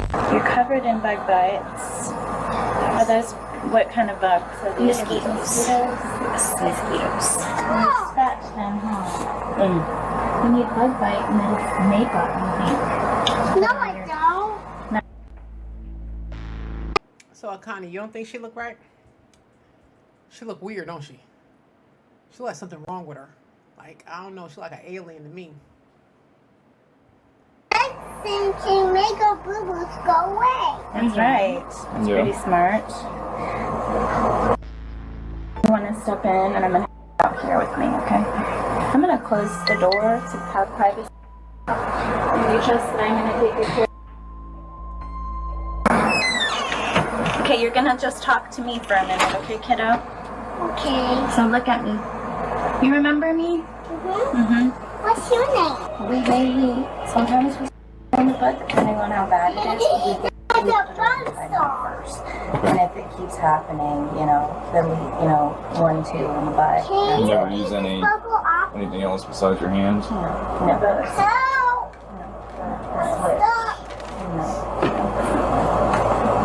And it's just you and Vito that's doing the discipline, that's nobody else. In the time that you guys were together in the past, has he ever punched, bit, spat, controlled your finances? No. You know the difference between domestic violence. Just help, please. Domestic violence. I still will help. I will help, please. Is there anybody locking you guys in the room? To get the book out so I can open this door. Sometimes I lock myself in the room, but that's when we're taking a nap. And that's because I don't want anybody, walking in on me. Feel good. Lays down. Luca takes a nap. I'll take. Akani, you want to co-host with me and I bring you in on the screen? Just drop a 1 in the chat if you want to. If you say yes, drop a 1 in the chat. After the questions turned toward the little girl and what her days really looked like, the visit slowly came to an end. Then, 8 days after, officers returned to the house under Drop a 2 in the chat if you say no. very different circumstances. Hello. Hello, ma'am. I'm looking for Miss Autumn Witt. That's you? Okay, I just had a couple of questions about... Hello, sweetie. We just had a few questions about DCF follow-up. Yeah, could you step out here for a minute with us? Yeah, I just... Are the kids in there by themselves? Yeah. Okay. Kind of can't close the door. He's in there asleep. How many kids are in there? Only 2. Okay. Sweetie, you mind if I talk to your mom real quick? And my mom and my dad. Well, my dad's at work. Okay, baby, go watch Do you mind? You mind? Yeah, you mind closing the door? Thank you, ma'am. Just had a couple. Okay, she look a little better. She don't look that weird. She must was having a bad. Well, she still look weird, like. Because I just had to make sure you have any weapons on you. No. Yeah, if you don't mind, just facing that way. I'll Yeah. check in. I have my other vape pen in my pocket. Okay, man. Go. Put your hands behind your back, man. Oh, they sneaky. Saw how he did that? He slid right in there, didn't he? He slid right in there. He's like, can you turn around? I want to see. And clank, clank. They're funny. So, what's happening? So you have a warrant, 2 warrants for your arrest. I'm sorry? You have 2 warrants for your arrest. For what? Child neglect. 2 counts. $50,000 bond. You said who else is in the house, man? Vinny! Hey, stop! Vinny! Stop! What are you doing? Are you able to take care of it? Yeah, I can take care of it. I'm gonna call her mom. Call my mom. You want to leave all this, man? Yes, What's your please, can pin on you your please phone? hand that to him? Yeah. My uncle's date 11/23/20. 11/23/20. Yes. Okay. My mom's Donna Panzarella. You can call my sister and let her know, or at least text her. That's Lissy. She's under Sissy. But my mom will probably reach out. Okay, I'll call Vito and I'll call your mom right away. What's the pin again? 11/28. 11/23/20. I think it's a $50,000 bond. It's like 10% of that. Okay. Step here, man. I've always wanted I didn't want a Superman tattoo, but I always wanted to see her tattoo. I wanted to be an S, you know, because my name, yeah, whatever. Thank you, guys. Do me a favor, man. Just face here.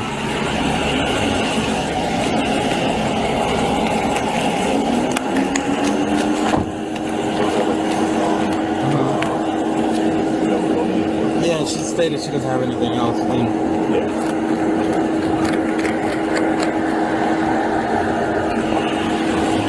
Searching here. Anything? Do you have? You have nothing else? No pockets, right? These fans don't have any pockets. Nothing else. Just the shorts and the shirt. I don't even have an empty phone. Or just make you aware, so once you get into the car and you go to the jail, if you have anything in your bra, stuff inside of you, or anything like that, it is an additional charge for introduction to non-offender. We just got to explain that to everybody. Watch your head now. In the end, the mother was taken into custody and charged without great bodily harm. She was booked into the Flagler County Jail on a $2,500 bond. Up next, officers were dispatched to a motel after surveillance cameras captured a father carrying his baby inside a sealed bag and abandoning it on the property. Upon arrival, they had no idea the situation was even more dangerous than it first appeared. When I opened the door, it was like somebody knocked and ran. What are we about to get into, you guys? Y'all need a break? You need a break? Drop a 1, because y'all saw me. I had to come back with the snacks. Big back be backing sometimes. I have to get my snacks. So if you need a snack, I'll pause. Let me know. Drop a 1 in the chat. We can wait a couple of minutes. Go get your drink, your snacks. Did they just say they saw the baby, a man walking with a baby in the bag?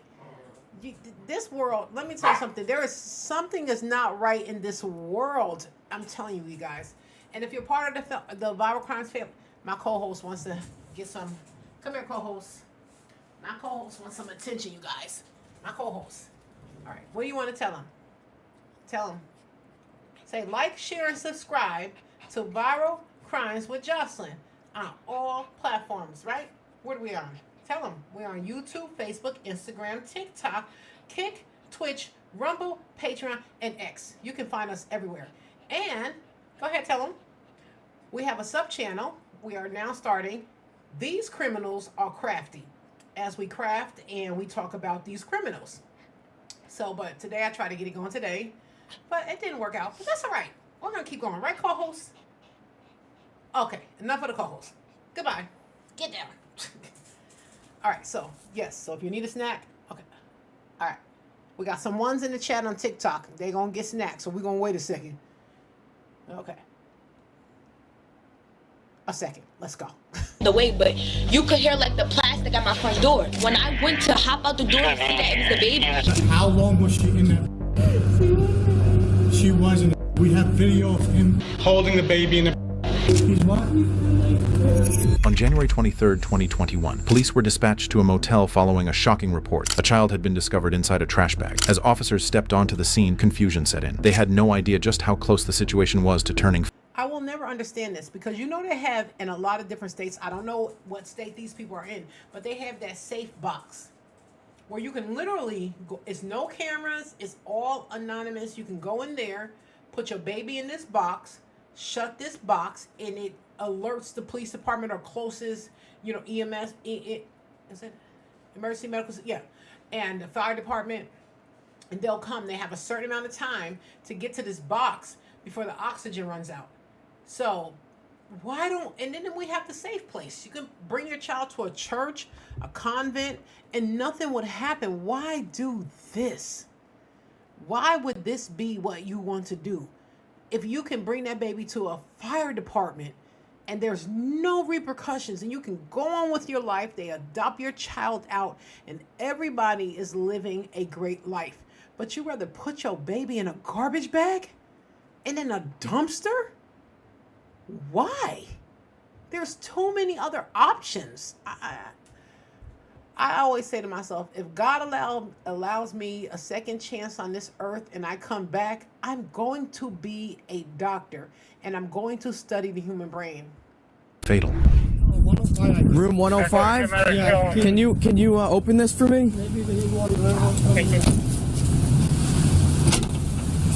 That's what I hear. You got the med bag? I got the medical bag. Just go. I got the medical bag. Go. Room 105?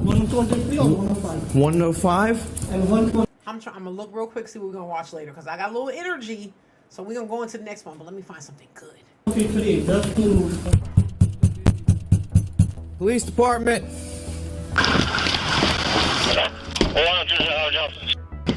Can you open it? Hey, what's going on? What's going on? Is everything okay? Hold the door. Thank you. What happened? Is this baby okay? Yeah, she's asleep. She's sleeping?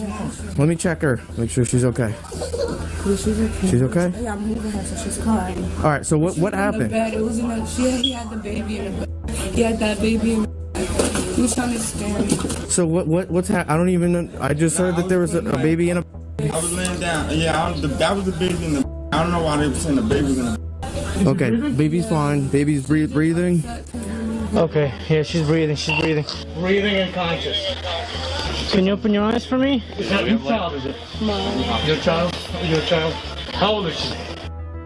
Okay, did you have a dispute with somebody over there? With another room or something? Hey, baby. So was there a dispute or something? No, I just came from the Dollar Tree. She was at Dollar Tree. They was out there yelling. I don't know. So what is the thing with the baby in the bag? I don't know what the. Like that was done, but I didn't call nobody in here. Call the police. So when I was just talking about the baby in the bag, that was out there. Okay. The suspects were identified as Lamar, the baby's mother's boyfriend, and Shania, the baby's mother. When officers entered the room, the baby appeared to be in serious medical distress. The couple was questioned about what had happened, but both claimed they had no idea and insisted the accusations were false. Yeah, she just laying down sleeping with me. That's what I'm saying. I don't know if they think baby. They said baby in the bag. Let them check her out. Yeah, just let them check. She was just sleeping on the bed? Yeah. No, yeah, right here with me. She was sleeping with you? With me. So how do we get the report of the baby in the I don't know how they said the baby in the that was done. I don't know. No, because we didn't call the police. Maybe, I think because we the only ones here with the baby, they might have told y'all to come here. But who reported the baby? Howard Johnson? I don't know who called you. I don't know who called you guys. The baby's been in here the whole time with you guys? Me, yeah. I was just here the whole time she's been here with me. They're gonna take a look at the baby. Yeah, they're just gonna make sure she's okay. I know you guys last time. You want to come speak with me? Do me a favor. Talk to Officer. Okay, you guys can speak outside. Okay. What was going on? Nah, I was in here asleep. My girlfriend had went to the Dollar Tree to get something because she about to cook. And the police came banging. They said something about baby in the bag. I don't know if we're the only ones in here with a baby, like in a whole, like in this, but I don't know. Determined to get clarity, officers separated the couple and took their statements individually. Shania said she had gone shopping that morning while her boyfriend stayed with the baby. According to her, everything had been normal until it suddenly wasn't. The way she told it, though, felt rehearsed, almost protective. So you were in the room with the baby the whole time? Okay, and what happened at the store? I went shopping. Okay, and then you came back? And what happened with your baby? She was just sleeping in the room? She was sleeping in the room, but he had the doll in the freaking bag. And you thought that was the baby? Did you have, so who called? I'm guessing my cousin. I'm not sure. Okay, hold on. Oh no, I was about to ask her if she called. No, we'll get to that. The baby was never in a bag, though. No, the baby was laying right in here this whole time. Okay, so why is the baby not like opening her eyes? Like, what's going on? She was sleeping. She was laying here asleep with me. Okay, she was sleeping. Yeah, she was laying, okay. she was laying down here asleep with me. Let me see your identification real quick. My wallet's right there. My name is Officer. What's your name? My name is Mal. I was in the store. I don't check the cameras. I was in the store. They was with each other. He was with her. What's wrong with her? They're just gonna check her out. All right, listen. They're just checking her out to make sure she's okay. All right. What the f is going on? What happened? Why are they taking her? They're not taking her, ma'am. They're checking her out to make sure everything's okay. They're just checking her out. Do you want to go see her? Come on, you're the mom. Come on, let's go see her. Yeah, I'll go with her. I'll go with you. We can go to the ambulance and you can see everything's fine. It's fine. It's a good thing, okay? So, the baby's been in here. She hasn't been outside in a bag or anything like that. The baby's been right here with me, and then I put the baby to sleep. Like, why the police came straight here talking about baby? I don't know. We heard room 105. There's a baby in a. We don't know if the baby's unresponsive, if the baby's. Know anything. That's why we're coming in here showing urgency, trying to make sure that the baby's okay. Is she a heavy sleeper? Is that what it is? That too. She sleep just like I do. She sleep just like I do. Heavy sleeper. Heavy sleeper. Just like mouth open. Like if I can go on her phone and show you pictures of me and sleep the same way. Heavy sleeper. As the investigation moved forward, officers learned that the initial report had been made by one of the hotel guests. When they went to speak with her, they discovered she wasn't just a witness, she was Shania's cousin, and her version of events painted a disturbing picture of how the baby had been treated. I was in my room, and that's my cousin. We're related. So when I opened the door, it was like somebody knocked and ran away, but you could hear like the plastic at my front door. So when I opened the door, I'm looking, and it looked like you put the baby in front of your door? Yeah, it looked like it was garbage. When I went to hop out the door and see that it was the baby, he was walking towards me saying that it was trash. He came and picked the bag up as soon as I was there and was like, I messed up. So I'm scared running back down here, like, you better not be saying what I think you're saying. As he was running that way, my cousin was coming from the store, so she wasn't in the room, I guess, when the whole situation happened. I kid you not, those grocery bags are her bags from Dollar Tree. So then she got back and they saw her. When she got back, we all met at the same time. When she got back, I was running down the hallway, called her out here, and we all basically were saying that like something happened to the baby. He had her in plastic. Was the baby inside here with both of you guys? With No, she didn't have with me. Just with you? Yeah, the baby. Okay, signal for him. Here, Mom. Alright. Just put your hands on your back. Just cooperate, alright?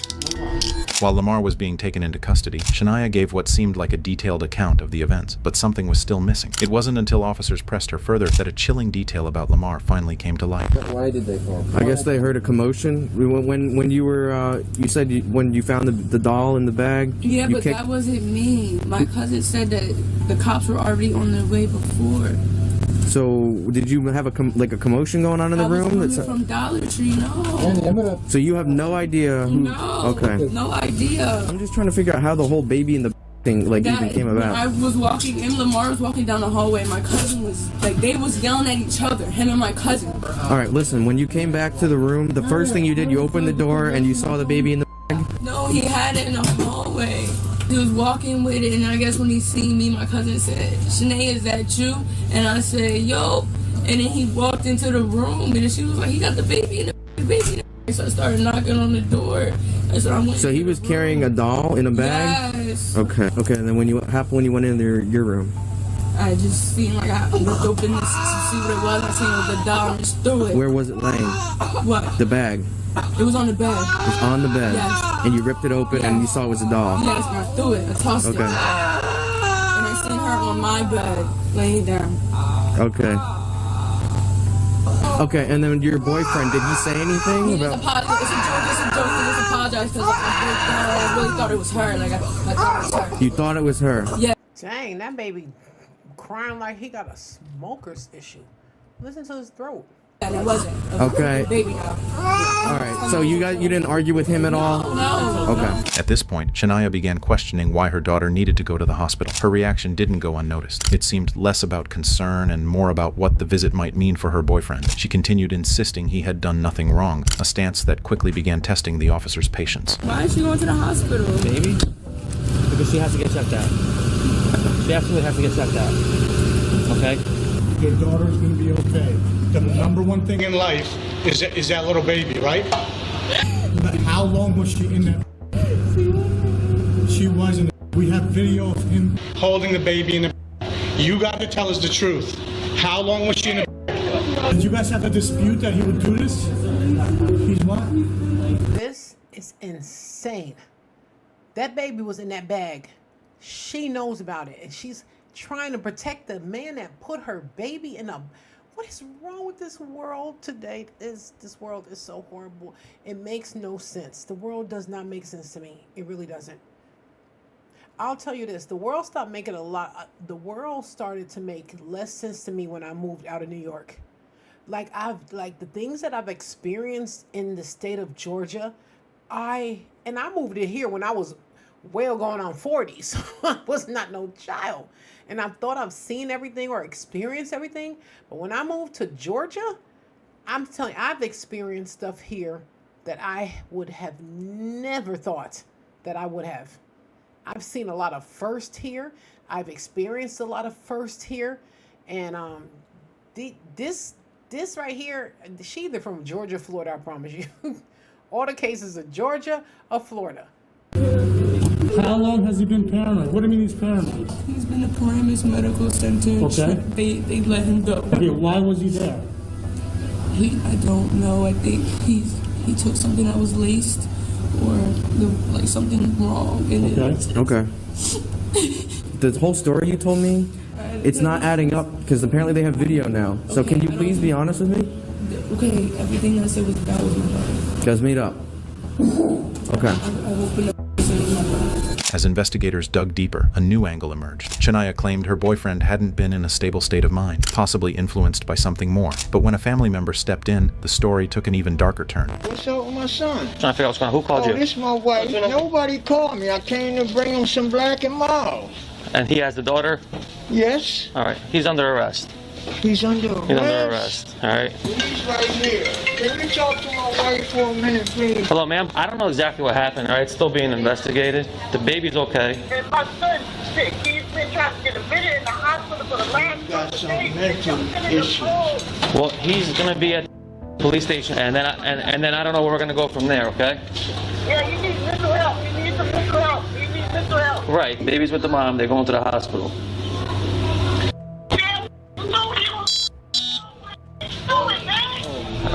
At this point, Lamar was taken in for questioning. There were claims about his mental state, but that wouldn't slow down what was coming next. What's going on? What happened now? That's what I was trying to figure out. I was just laying down, the police came, banging on the door, saying something about a baby in the bag.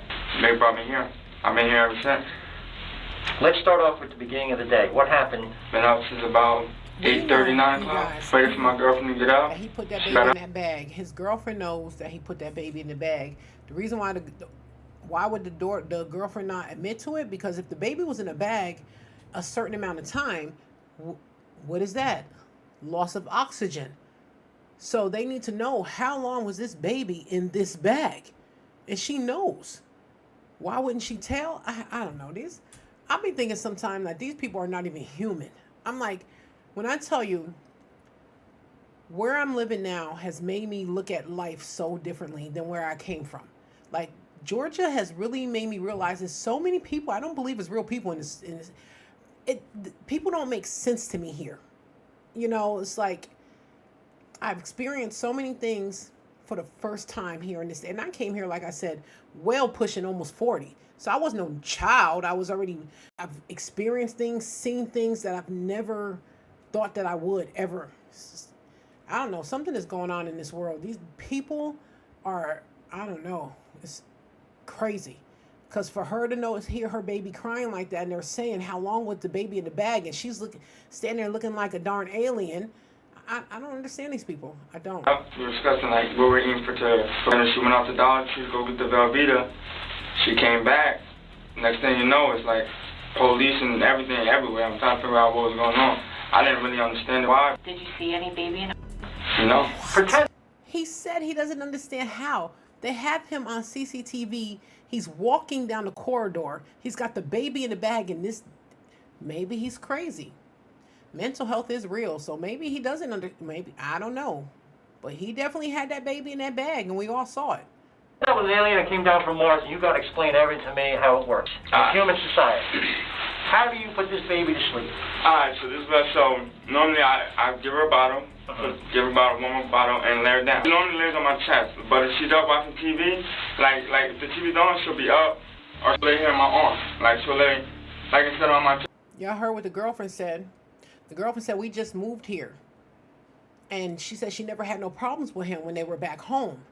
But ever since they moved to this new place that they're in now, she's been experiencing all this stuff with him. I truly believe that sometimes people need to just move in and relocate, and it's not all that is cut up to be. If you're in a place and you're in a beautiful place and you have extended family and you're being treated beautifully and you're in you know what I mean, relocating and all that stuff, I'm telling you, it'll mess with your mental, because you start thinking like you something other than what you are, because you're like, dang, you know, I thought I had my life together, and then you move to this other place and then you meet all these other people. Now you like questioning your sanity. Sometimes it's best just to stay where the hell you at. I was going to sleep, so lay in my arm and fall asleep. You're saying normally. I want to know what happened today. We want to know what happened today. Yeah, that's what I'm telling you. So the TV was off. I told you. I had her on my chest. She was drinking a bottle, going to sleep. Lord, it's not how it went. We know that's not how it went. Let's rewind a little bit, okay? I'm going to try and refresh your memory about a couple things, okay? Okay. At any point, did you have to go to the front desk to get a new key card made? Oh, yes, I did. Okay, so tell us a little bit about that. So I had to go back and get the key, because I gave her mine when she went to Dollar General for her to get back in. Okay. But when she came back in, she knocked and started using the key, so I got up to open the door for her. Okay, so where was your daughter at that time? She was laying down in the room. She was sleeping. Is that when Shania was at the dollar store? Yes. Okay. So during that time frame is when you went to the front desk that was his key made? Right. During the investigation, Lamar claimed that morning had been completely normal. He said his girlfriend had gone to the store while he stayed home with the baby, just an ordinary start to the day, but neighbors told a different story. According to them, arguments and shouting were anything but rare in that apartment. So during that time, there's video of you. So that's why I know that what you're telling us is not completely truthful, because we see you walking up and down the hallway and you're holding something. I had the old clothes for my child. I mean, the old toys, my child old toys. Like when I knocked, nobody answered the door, so I put it back down. Why would you be giving these tonight? I noticed she had a kid. Well, you just said that, you know, you don't really interact with any of Shania's I don't friends. at all. So why would you go to their room during this time when Shania is not even home? Because she was coming right back. See, these people don't understand. They can't fool these detectives. What he's saying, if y'all listen, he's making no sense whatsoever. In the beginning of the interrogation, he said, I think his girlfriend name is Sierra, I am not friends with Sierra's friends. He said that in the beginning. I don't talk to Sierra's friends. But now he's saying that he gave a baby to them. His best bet is to say, listen, we done moved here. We've been in this hotel. We can't catch our bearings. He wanted to go back home. Sierra was like, no, let's try to figure this out. He's like, yo, I want to go back home. I don't want to be here no more. And I know that feeling. You know, you were like, I want to go back home, where you feel love and you feel, you know, just beautiful. He's like, I want to go home. I don't want to be here. The girlfriend kept saying, no, we're going to hang out. We're going to do this. We're going to do this. And it kept getting worse and worse for him. So his mental started to decline. Yeah, this guy was going through a lot. He should have just packed his bag. I know it's easier said than done to leave somebody that you love, but sometimes we have to do things to save ourselves, because if she really loved him and saw that he was declining, she wouldn't be fighting with him. She would be trying to figure out, how do I help him? Maybe I need to bring him back home because that's where he wants to be. I'm telling you, relocating, and it's not an easy thing. I moved here where I'm at right now by myself. I have no blood relatives in the state that I am in. Nobody. That's enough to make any human act differently. I have nobody here except for my daughters. I got my babies, but I'm saying family-wise, I have nobody. So I can understand how he feels. I get it. He should have went back home. Because when you're in a state and you feel like you're alone emotionally, you're alone mentally. You can't just pull up to your mom's house to try to get that re-up of love. You're just here existing. It's a crazy feeling. Like, people don't understand. That's why I say people got to have more grace and mercy when they understand somebody. When you really understand what's, like this dude is saying, I have nobody in this to love me. I know what that feels like, to relocate and have no family in the state where that you can go and get a hug from when you're feeling your lowest. So you're just stuck here. I completely understand what he means. He wants to go back home. He wants a hug from his mother. He wants to feel love from real, genuine people. But the girlfriend is saying, no, we're going to stay here and thug it out while he's mentally declining. It's crazy. It's not an easy thing. I don't have no blood in this state. None, except for my daughters. None. I can't go to an auntie, an uncle, a cousin, nobody to get a hug, nothing. I'm just here. I get where he's coming from. I didn't think it would have been a problem. Well, that's not what Shania is telling us either. Shania is telling us when she came in the room, her daughter, your daughter, was in a plastic, and Shania had to rip open that plastic. Mama, we all make mistakes. This is your time to come clean, okay? For your daughter, for your girlfriend. There was a chance that she wouldn't have been. And you know what? There's still a chance she might not make it. We don't know. You're telling us what you want to tell us. You're not telling us the truth. I'm telling you what happened. Something happened. And if you're not strong mentally, you'll break like this guy did. She said he was laying in the bed crying for his mother. You'll break. If you're not strong and you make that move with nobody, you don't have nobody around you, no blood or nothing, you'll break less. I feel sorry for this guy. I just thank God that he made me so mentally strong. But this guy, he couldn't deal with that relocation. It's not easy. In that room, we're gonna get DNA evidence off that bag. I understand what you're saying 100%. Right. Not in no bag. So what you're telling us, 3 other people are lying and the video is lying. So you're supposed to keep the family together, right? Right. That's what we do. Sometimes we like I think you just did today. But you're gonna destroy everything, you know that, right? Like she said, your daughter's gonna be okay. But once she gets out of there, she may never see her mother again. You're in a real situation right now. God, tell me what's going on, or it's going to be, I don't have much more time to give you. I was laying down with, she had her bottle, everything. All of a sudden, she just started, choking or something. It made me paranoid. I know what to do. Why did I take her, put her in the and go? I don't know. I went to Shania's cousin. That's someone that can help. My phone in my room, it doesn't work. So if there was something wrong with her and I can't get in contact with you guys, that means I'm going to have to leave her in the room, go to the front, ask them to call the police, come back. Who knows what happens by the time then? Yes, I was scared and I shouldn't have did that. I was afraid. I was scared. I shouldn't have. I didn't know what to do. I needed help. I didn't know what to do. That's what I meant by I effed up by putting her in that, putting her in that. I wasn't thinking about if she can breathe in that or not. But as far as purposely trying to hurt her or something like that, that was not my intention. I never tried. No, I just didn't know what to do. So I walked all the way to the front. I got the key. I went back. I got the bag. I opened the bag. The bag was never sealed shut or anything. Shanae didn't do anything. She was choking I don't know. My daughter has not been the same. Now he's trying to see. Now I understand why she tried to protect him. Because you see what he said to the officer. he didn't want to be there. So I guess they had a newborn baby wherever they were, and they end up in this state. Why they moved here, I don't know. They didn't get into all of that, but I'm just saying. They're living in a hotel now. They're struggling. He wasn't struggling home. So now he's in a place he can't find a job. Everything is on his head. This woman is saying, no, we're going to hang out. He's like, no, let's go back. Let me go back to my job. We had a home there.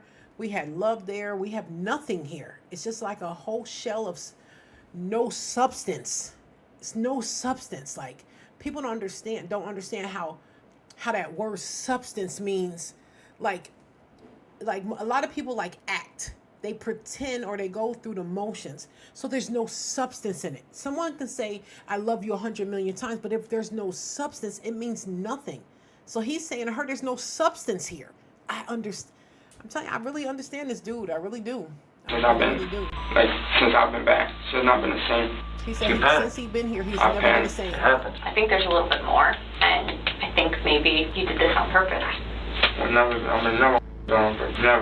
will, never have. It's just not common. Normally a parent, if that was happening, would just open the door and maybe scream, right, to get anyone's attention to call. They wouldn't worry about bringing it to another person's room, bringing the baby to another person's room, leaving them there, and then being like, oh, let me go get a new card in my room.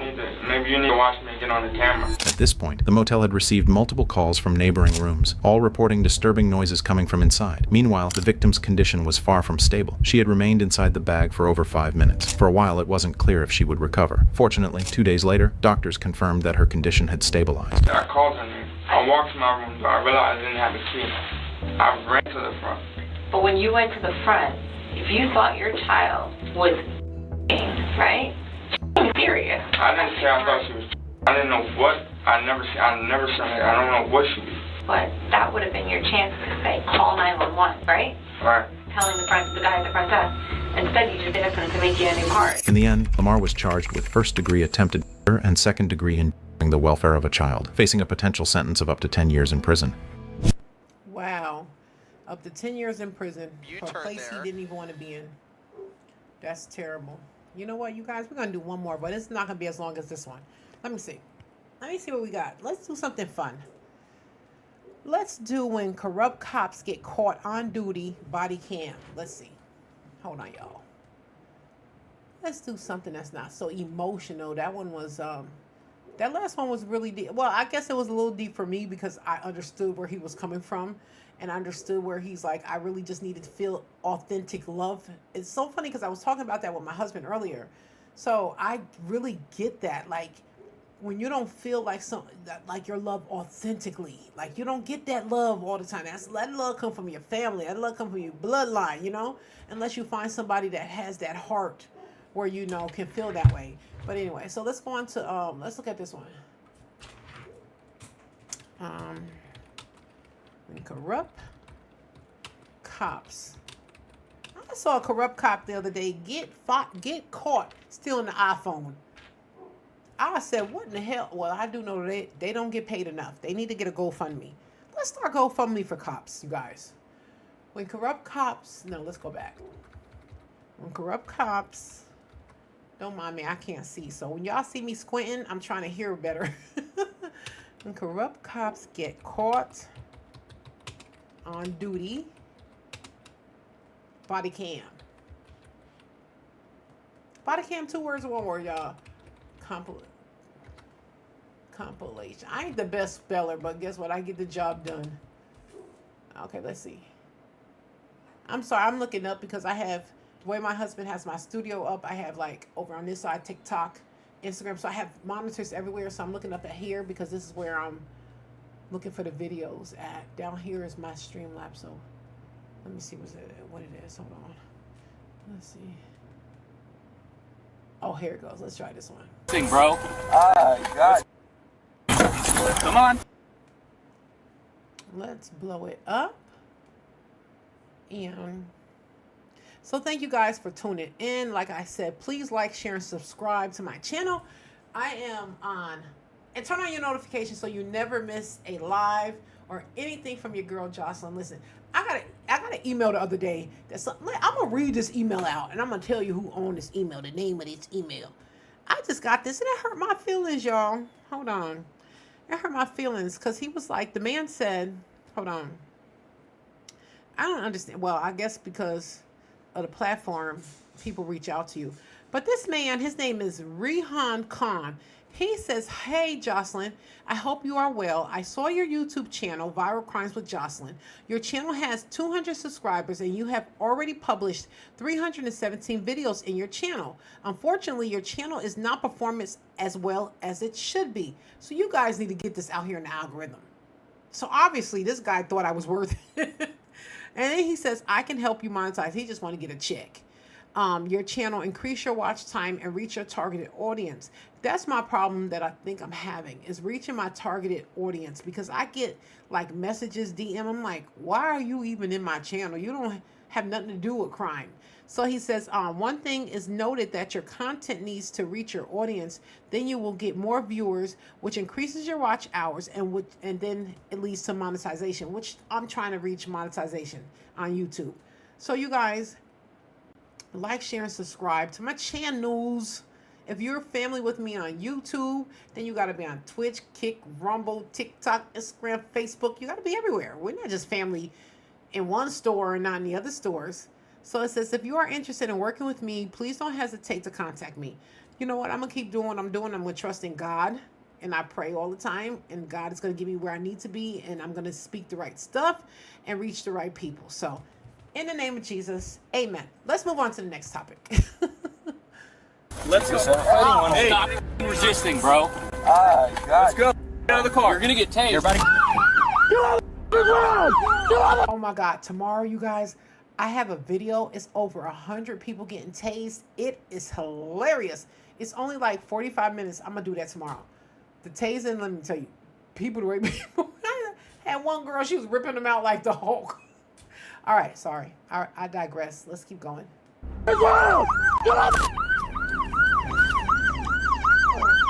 These were multiple times when corrupt cops get fired and sued after illegal arrest, starting with a case of an insane cop who arrests I'm hungry, you guys. Are y'all? Hold on it. Listen, we need to take a snack break again. Having a big back weekend. I'm like, what am I gonna eat now? I gotta taste for some sushi. Y'all make me some sushi and drop it off. entire family over a speeding ticket.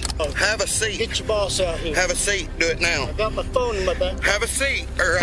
On April 6, 2024, a seemingly ordinary motorcycle ride turned into a troubling encounter with law enforcement in Franklin County, Arkansas. A woman, who has chosen to remain anonymous, was riding her motorcycle home with her fiancé, Sean Bourne, following behind in his truck.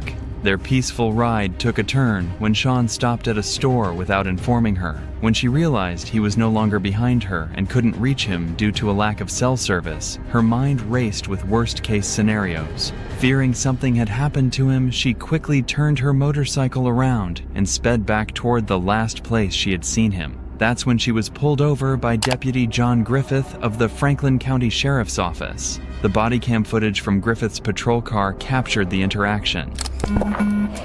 Deputy Griffith, Franklin County Sheriff's Office. The reason I pulled you over, you was running 91 and a 55. My boyfriend, I think he's in a wreck. I don't know where you went. Okay, well, that's still not an excuse to run 91 and 55. Got your license, registration, proof of insurance? It's in his truck. It's in his truck. You don't have a driver's license, no registration, no insurance? Everything's in his truck. I'm so sorry.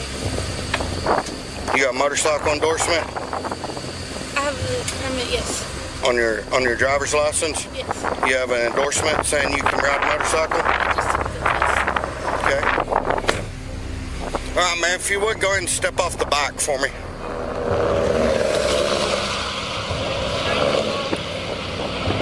Don't mind me, y'all. Like I said, I'm trying to put in a DoorDash order.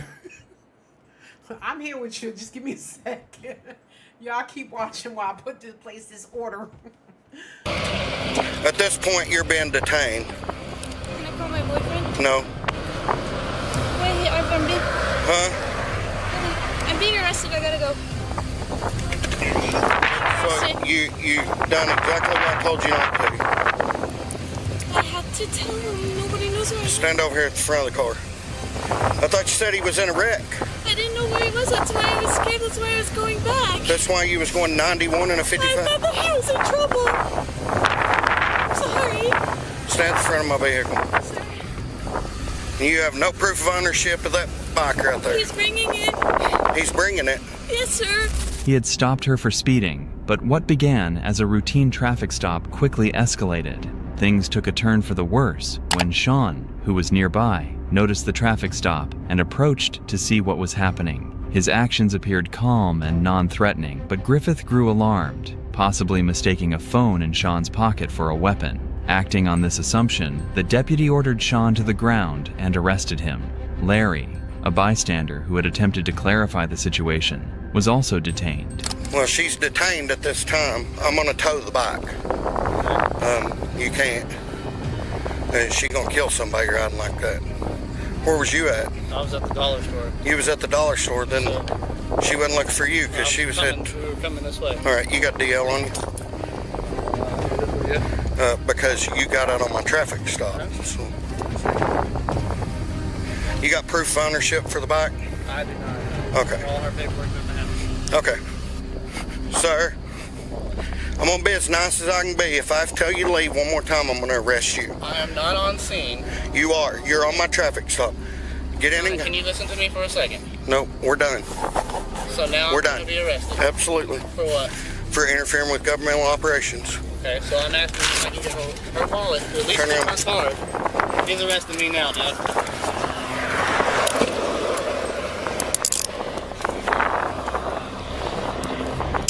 Causing safety concerns for me on my traffic stop. Leave it. I'm on the other side of the car. Come here. You're going too. Stop. I'm giving you a lawful order. Stop. Stop. Stop. Turn around, face the truck. Turn around, face the truck. Do it now. No, turn around, face the truck. Do it now. Turn around and face the truck. Do it now. Boss out here. I want sheriff out here now. I'll get him out here. Get him out here right now. Let's go. Have a seat. I'm not sitting down. I'm not. You are down. I'm not your sitting down. Have a seat. Have a seat. I'm not your dog. Have a seat. Get your boss out here. Have a seat. Do it now. I got my phone in my back. Have a seat. Or I'm trying to take the phone out here, son of a... Get your boss out here. Arkansas law does not permit arrest for actions that provoke fear in an officer unless there's intent to threaten or obstruct justice. Moreover, the state's obstruction laws do not apply when a citizen reasonably believes that an officer's conduct is unlawful. Sean and Larry were later released, and both have launched a GoFundMe campaign to support their legal battle against what they see as an unjust arrest. Their calm reactions stand in stark contrast to Deputy Griffith's hostile behavior and failure to de-escalate. Now, the Borans are pursuing legal accountability, highlighting a troubling case of overreach and misuse of authority. But wait for this next case where a corrupt cop gets fired and sued. On the early morning of July 4th, 2024, John Stexon, a resident of Watauga, Oklahoma, was walking with his 6-year-old son when they were stopped by Officer Wayne Montoya of the Watauga Police Department. Shortly after, Officer Monty Goodwin arrived at the scene. Initially, the officers questioned Stexon about his identity and his presence in the area. Despite Stexon calmly explaining he was just out for a walk with his son, Officer Goodwin became increasingly confrontational, demanding Stexon's ID. The situation turned physical when Officer Goodwin slammed Stexon to the ground after he attempted to record the encounter. Throughout the altercation... You know what I don't understand? Cops know how it's going to work out. So you're a cop and you're out here robbing and stealing, and then you get caught by another brother. Why wouldn't you just turn around and say, you know what, I effed up? But why would you go to this extent when you know that this sheriff knows who you are? You work for the department and you're out here committing crimes. I guess a criminal mind is a criminal mind at the end of the day. Stexon remained relatively calm, even as Officer Goodwin physically restrained him. Hey, how you doing today? Yeah? Where you heading off to? Just walking? Any specific location? Okay. Is this your son? Yes. All right. Hey, what's your name? That thunder scared the shit out of me and my co-host. I gotta pick my co-host. My co-host, I think, pooped her pants. Come here. I know it scared me too. We getting a bad storm, y'all, so I might come up off this thing. It scared me. I thought it was inside the darn thing, but it... And then I saw her run and jump. All right, let's keep going, y'all. You can tell him my name. All right, what's your name, sir? Johnny. Johnny. All right. All right, Johnny, where you coming from? I'm just walking around. Just walking around? Yeah. All right, enjoying this weather? Yeah. Gotcha. Well, we're checking up on you, man, you know? You just walk around. What the heck is this deal? Found it a little bit suspicious, you know? So, what? Just walking around. Walking around is a little bit suspicious?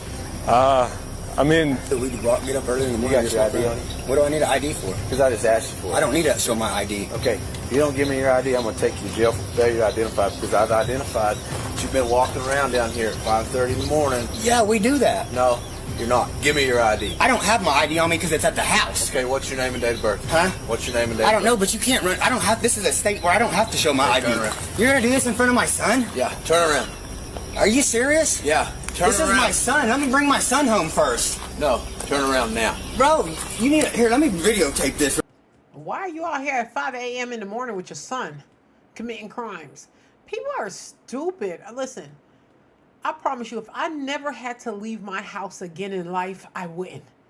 I love my home and I love the peace that I have here. I love the tranquility my husband created for us. I would never leave my house.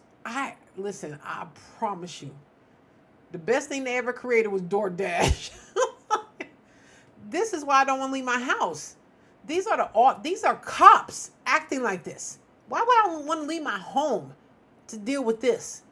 I don't ever want to leave my home. I'm become a hermit, you guys. It's just gonna be us. We're gonna be on here talking. I don't need the outside world. I have you guys. Real quick, I want this on video. What are you doing to my son? Bro, this is up. Son, it's okay, okay? It's good.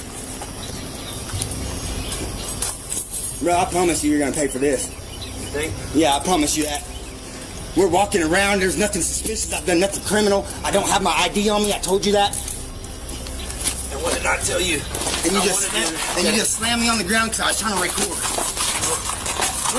What are you rolling me on the ground for? Hey, you guys, we are watching when corrupt cops get caught committing crimes on CCTV. So them ninjas is just as... Listen, they don't get paid enough, so I get it. I watch these all the time. They don't make enough money. So they got to resort to different things that make ends meet. So what it says, they are caught on duty. They're on duty. So is it the guy on duty? Listen, I'm confused. Let's keep watching, you guys. It's gonna be okay. Dude, this is ridiculous. Man, look what you're doing to my son. There's my phone right there, too. You're a punk. You know that? Dude, I can't even believe you're doing this to my son because we was walking around on 4th of July.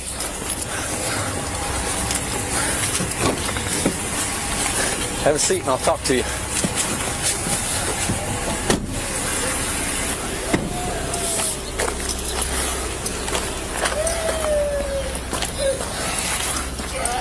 Hey, buddy, come here. You're okay. Listen to me. You're okay. Hey, quit crying. Like, get the freak off of me. You just took my daddy down. Why they thought they can bring his daddy down, put his knee on his back, and then say to his son, come here, buddy. You're... Knee him right in his gonads.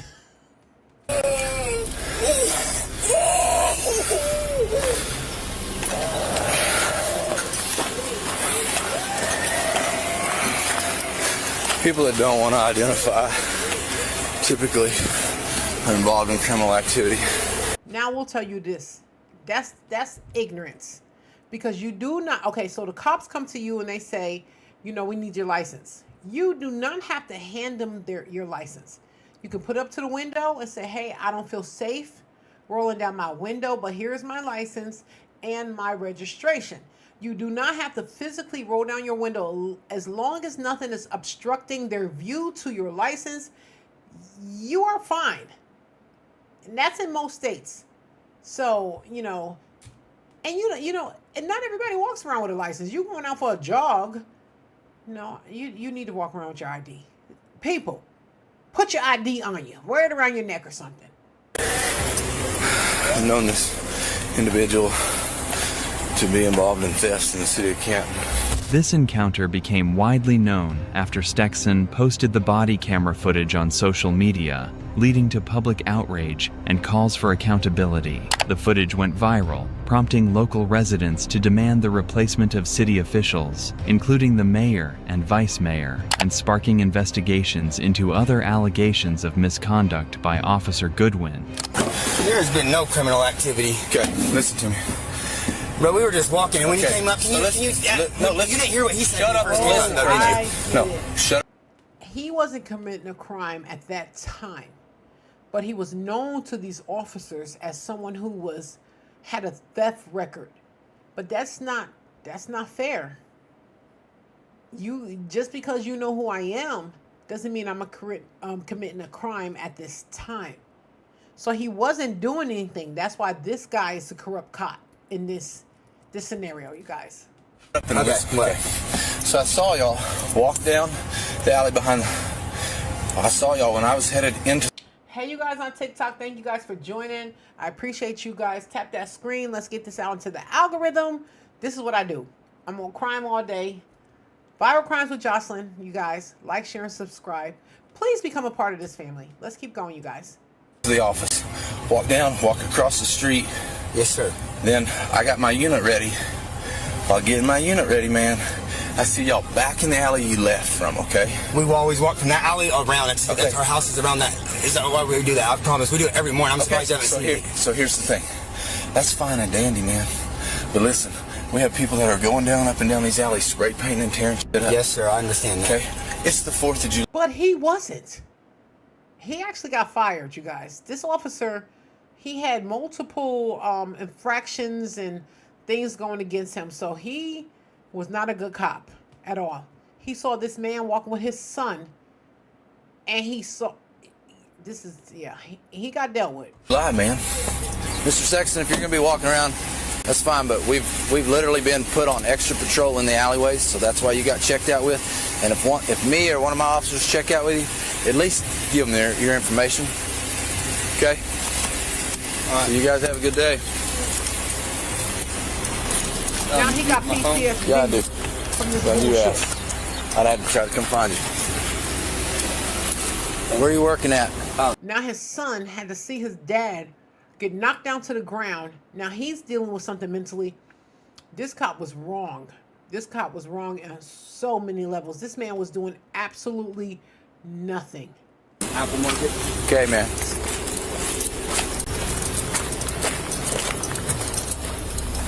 Hey, buddy. See, this is what we don't. Come on, son. Hey. You're supposed to be in there, son. Come on. You can't play in there. That's not ours, okay? We'll go home and pay you. All right, so listen, you guys, we don't mind you getting out and walking around, but when the police officers ask you who you are, you better tell them, okay? Following the incident, Stexon filed a complaint, and the Oklahoma State Bureau of Investigation conducted an inquiry. While criminal charges were not filed, Officer Goodwin was initially terminated by the Watauga Police Department. This is what we need to see more of. These guys, these cops getting terminated. Because that made no sense. That's what was that? 10 minutes of our time that we could never get back for nothing? Oh, I'm so glad he got fired. I'm so glad he got fired. However, in November I of will 2000, say this though. I do this all the time. 99.9% of these officers are on the up and up. They're doing their job. But you're always going to have a handful of bad apples. It's just life. You have a handful of bad apples in any industry that we're in. Trust me. So we just have to have discernment and ask God to show us who's the bad and the good. That's all we can do. And pray. Nothing else. 2024, after an appeal, Goodwin was reinstated. Stexon, now represented by an attorney, plans to pursue a civil lawsuit. The charges against Officer Goodwin include unlawful detention, excessive use of force, and failure. I almost thought there was hope, you guys. I spoke way too soon. These ninjas are getting away with everything. To comply with constitutional standards during an encounter that should not have escalated in the first place. If you thought that was bad, this is because you didn't know about this case where an insane cops attack emergency victim and gets sued. On the morning of April 1st, 2024, a medical emergency took a tragic turn when 21-year-old tradesman... People, the first thing you need to do before you walk out your doors, you say, in the name of Jesus, no weapon formed against me shall prosper. I will make it to my job and I will make it home. Because the people is out here wreaking havoc and the cops are too. So all you can do is say, I rebuke you in the name of Jesus. I'm going to make it home today. I'm going to make it to my job. I'm going to get there. I'm going to get back to my family. No weapon formed against me shall prosper in the name of Jesus. That's all you can do. Because these cops are running amok and they're getting their jobs back. Let's keep watching this bull stuff.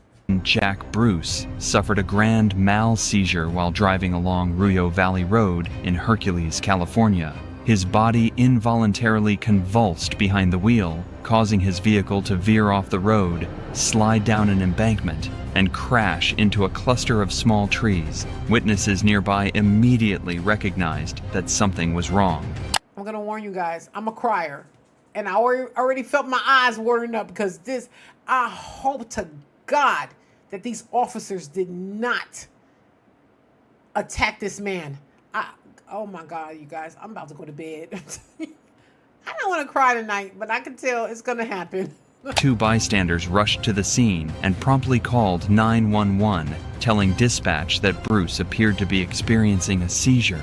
Officers Angel Garcia, Michael Thompson, and Joshua Goldstein from the Hercules Police Department were dispatched to the location.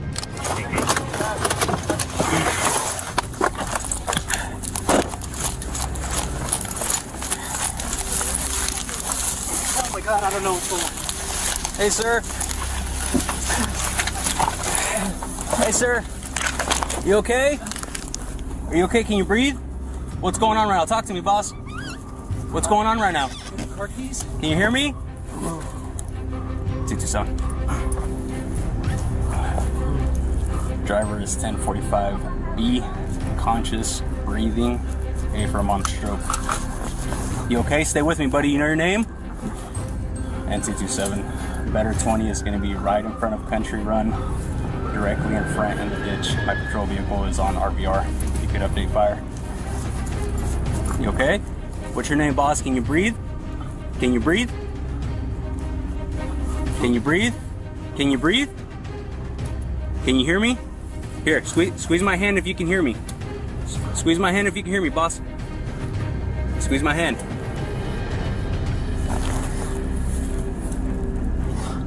A-firm for fire. I don't know where they're gonna park the rig yet, though. Can you hear me, boss? Hey, Goldstein. What's up? You want to wait for fire to try to get him out? Yeah, don't. He's having a seizure. Just let him be. Okay. He is breathing though. He's fine. Just let him be. Okay. Do you have an ID on you, boss? I got his wallet. You got it? Okay. Did you ingest any drugs or anything?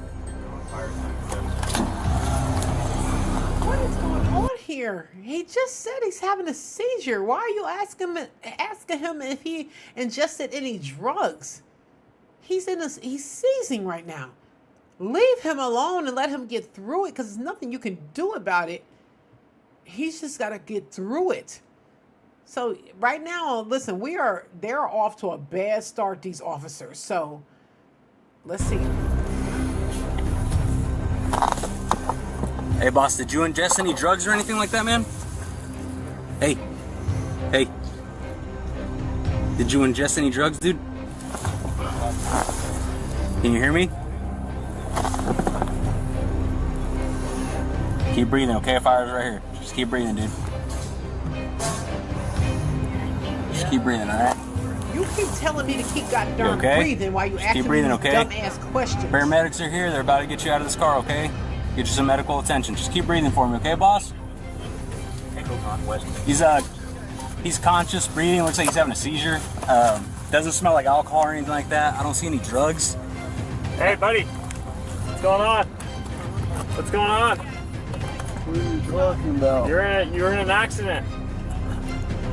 You all right, boss? Yeah, Hercules PD, you're good, man. You're good. You're good. Just breathe. You're good. You all right? I'm good. All right. Let's get you out of the car, man. Let's get you checked out. You're in a ditch right now, dude. Your car's in a ditch. Okay. Let me go. You can't drive, dude. Why? Do you have any medical issues? No. Have you ever had a seizure? No. You have diabetes? No. Any drugs or alcohol today? No. No? You're pretty sweaty, my buddy. Yeah. Yeah, your radio's still not. Alright, let's get you out. We're gonna walk up this hill. Cancel the engine, No. Dude, you're not driving anywhere, bro. Your car is in a ditch. That's a police officer. We gotta get you out. Stop trying to grab your seatbelt, dude. We gotta get you out. Listen to this guy. Despite clear signs of a medical emergency, the officers issued aggressive. Why does he have this man in a chokehold from behind?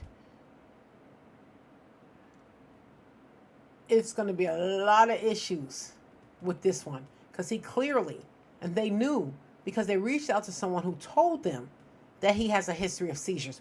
Whether or not he said no, it was verified. So why are they dealing with this man like this? It's ridiculous. Verbal commands for Bruce to exit the vehicle. When he failed to respond coherently, understandably so, given his condition, they escalated the situation. Without attempting to provide medical assistance, the officers forcibly dragged Bruce from his car. What happened next was nothing short of violent. He was tased multiple times and punched before being handcuffed. They then dragged his limp, confused body up the embankment to where a gurney awaited. Making matters worse, Officer Garcia conducted an unlawful, warrantless search of Bruce's car, rummaging through compartments without probable cause. Come on, let's go. Stop resisting, bro. Let's go. Out of the car. You're gonna get tased. You're about to get tased, dude. We want to help you, but do not fight us. You will get ripped out of this car. We're not playing you. Get out of the car. Get out, or you're about to get tased, dude. Get out. Get out then. That is not going over here. Let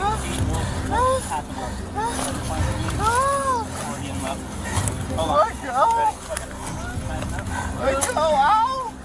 Ow. When we get one.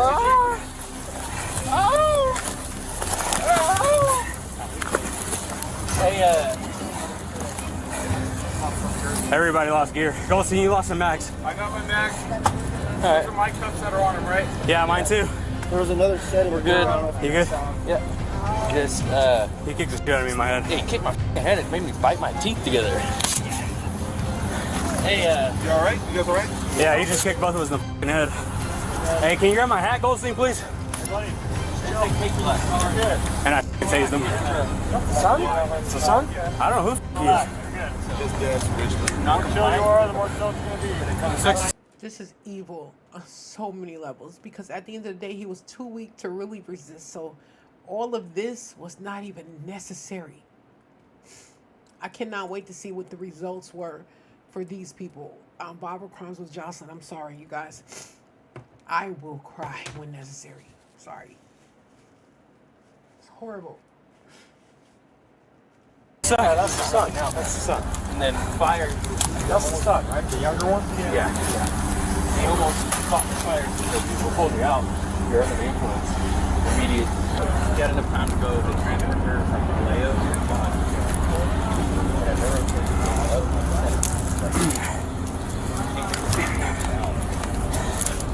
They were like, oh, you have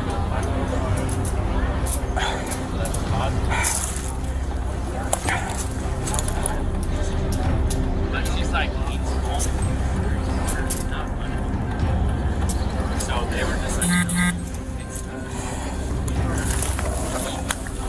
Bruce was later diagnosed with epilepsy, and toxicology reports confirmed there were no substances in his system. Still, police pursued charges against him. In response, Bruce has filed a lawsuit against the city and involved officers, alleging false arrest and excessive force. However, this next case unfolds a man who was arrested by cops for walking down the street on July 6, 2022. For you guys that just joined, we are exposing corrupt cops in this episode.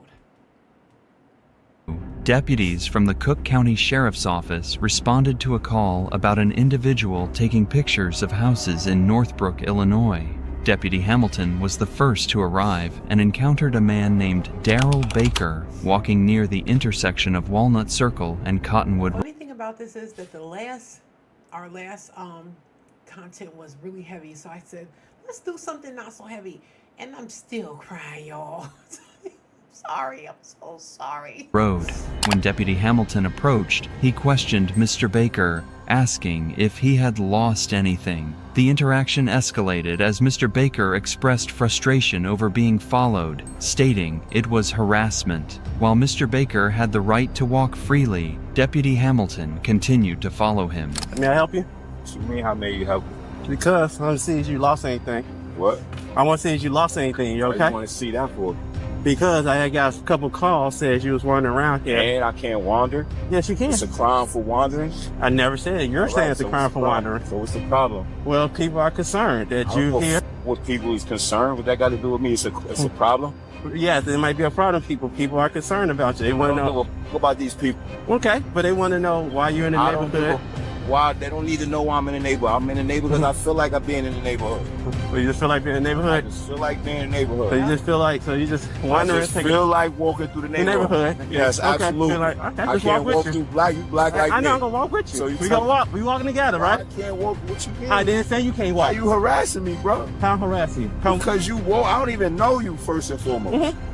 And you just hopped out of your car asking me why am I walking through. I'm on camera, bro. The whole time I've been out here, I'm on. When Sergeant Janulus arrived, he informed Mr. Baker that he was being detained. The deputies based their detention on a vague suspicion, but Illinois law requires that officers have reasonable suspicion to detain someone, a standard not met in this case. Despite Mr. Baker's attempts to walk away, the deputies insisted on detaining him. You're not leaving. Stay right here. You mean I ain't leaving? You're not leaving. Why? I ain't do nothing. I still need to I didn't do nothing. I didn't do nothing. I don't care. I didn't do nothing. I didn't do nothing. Why you got your hand on your gun? Why am I being detained? Why is he harassing me? Why am I being harassed? I walk through any neighborhood I want to. I drink what the I want to drink. I smoke what the I want to smoke. Mr. Baker's verbal outbursts did not justify the charges of disorderly conduct and obstruction, especially considering that no clear breach of peace or physical resistance occurred. Mr. Baker was arrested for disorderly conduct and obstructing an officer, but the circumstances suggest his rights may have been violated. The initial report, which only described Mr. Baker taking pictures, did not warrant police intervention. Deputy Hamilton could have observed the situation from a distance rather than confronting Mr. Baker. The officer's actions, particularly the detention without reasonable suspicion, were not justified under Illinois law. If you thought that was worse, wait for this case where an Ohio fugitive arrested for 29th time. Hey CEO, thank you for joining. I like that name. You the boss. You the boss. Time after crashing in a pursuit. On Saturday, March 22nd, 2025, around 7 p.m., Alliance patrol officers engaged in a high-speed pursuit of 41-year-old William Wolf, a fugitive wanted on numerous active warrants across Stark County, Carroll County, and Canton PD. Wolf, who has had his driver's license suspended 19 times and has been arrested 28 times previously, including 2 pursuits with Alliance police, led officers on a case. That's excessive, but let's keep listening. We're not judging nobody. He may have done that before, but why are we here today? That's the haha moment. Chaotic chase spanning 4 counties. During the pursuit, Wolf threw multiple objects at police cruisers, including a tire iron, a knife, and even a carton of chocolate milk in an attempt to disable the pursuing vehicles. Make it alright. Eastbound on 224.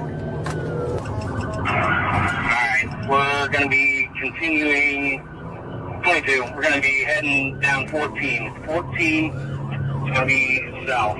14 south. Just threw a tire iron at me. Just threw a tire iron at me. Alright, we just entered Flint Township's jurisdiction, just past number 12. Still continuing south on 14. Continuing south, just past. The chase reached dangerous speeds, with officers calling for assistance from the Ohio State Patrol OSP to deploy spike strips. At one point, Wolf veered off the road, driving through fields and making erratic movements, forcing officers to adjust their pursuit tactics. As the pursuit entered Salem, OSP successfully deployed spike strips near Damascus, puncturing Wolf's tires. However, he continued to flee, losing control of his vehicle after hitting another set of spike strips. His black Kia eventually crashed into a road sign before coming to a stop in a field. Officers approached the disabled vehicle cautiously, ordering Wolf to exit. Headquarters, Goshen and Salem. Guys, be careful with this bridge up ahead. Be careful with the bridge. Southbound, we're into Salem. We're into Salem. I'm behind you, Tuck. Copy. We're going westbound. Westbound onto West State. Westbound onto West State. He's searching all over around the front. He just threw a chocolate milk at me. OSP is trying to lay down spike strips in Damascus by Farmer's Bank.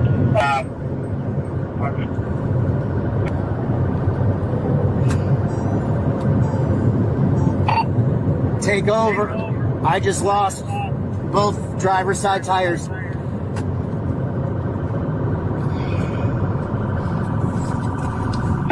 You have to stop. Throw things at us from the car. Still southbound. Hey, be careful. That was a knife you threw out.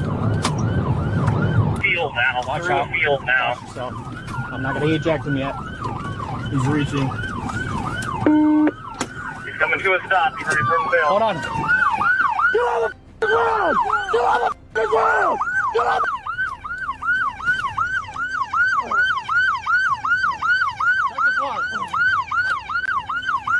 Wolf now faces a series of serious charges, including felony fleeing, felony vandalism, felonious assault, and possession of methamphetamine, along with numerous traffic violations. He is currently being held at the Stark County Jail as authorities continue their investigation into his latest criminal spree. But hold on your seats, because this next case unfolds a cop who gets fired and sued after tackling and illegally arresting disabled man. On September 14, 2022, Deputy Robert Glazer of the Riverside County Sheriff's Department responded to a dispute at the Madera Vista Senior Living Community in Tulare, California. Residents had been complaining about a guest of a tenant, leading to the interaction captured on Deputy Glazer's body camera. The guest, identified as Mr. Whaling, explained that he was assisting a resident and had been repeatedly harassed by another tenant. He admitted to using profanity in response to her insults, but insisted he had not broken any laws. As the conversation continued, Deputy Glazer suddenly ordered Mr. Whaling to put his hands behind his back. When Mr. Whaling hesitated, explaining that he used a cane due to knee surgery, Glazer threatened to tase him. Moments later, he took Mr. Whaling to the ground, claiming he had fallen rather than been tackled. Yeah, officer, this has been an ongoing saga since I came in, since I arrived here in July of 20. Okay. And so I was just about to get this thing out of here right now because I don't want to be towed away because I'm under terrible scrutiny for nothing. Okay, I'm telling you straight up. You want to know the truth? I'll never lie to an officer. I have done nothing to offend or violate the law in any way, shape, or form here except for using some profanity against that woman because she continues to call me, the older one or the younger one? The older one, Carrie. Okay. Yeah. And so she is a really nasty woman. I don't know why she continues to blindside me with her harassment and her incessant calling of you guys, unnecessarily, unneeded calls because she doesn't like the fact that my client was dating a woman that she didn't like, and there was squabbling and fighting going. Go over there, or you're going to end up in the back of my car. You don't think I will put you in my car? I bet you not with these. I will put you in the back of my car. Go over there. Turn around. Put your hands behind your back. You're impeding my investigation, sir. Put your hands behind your back, or you're going to end up getting tased.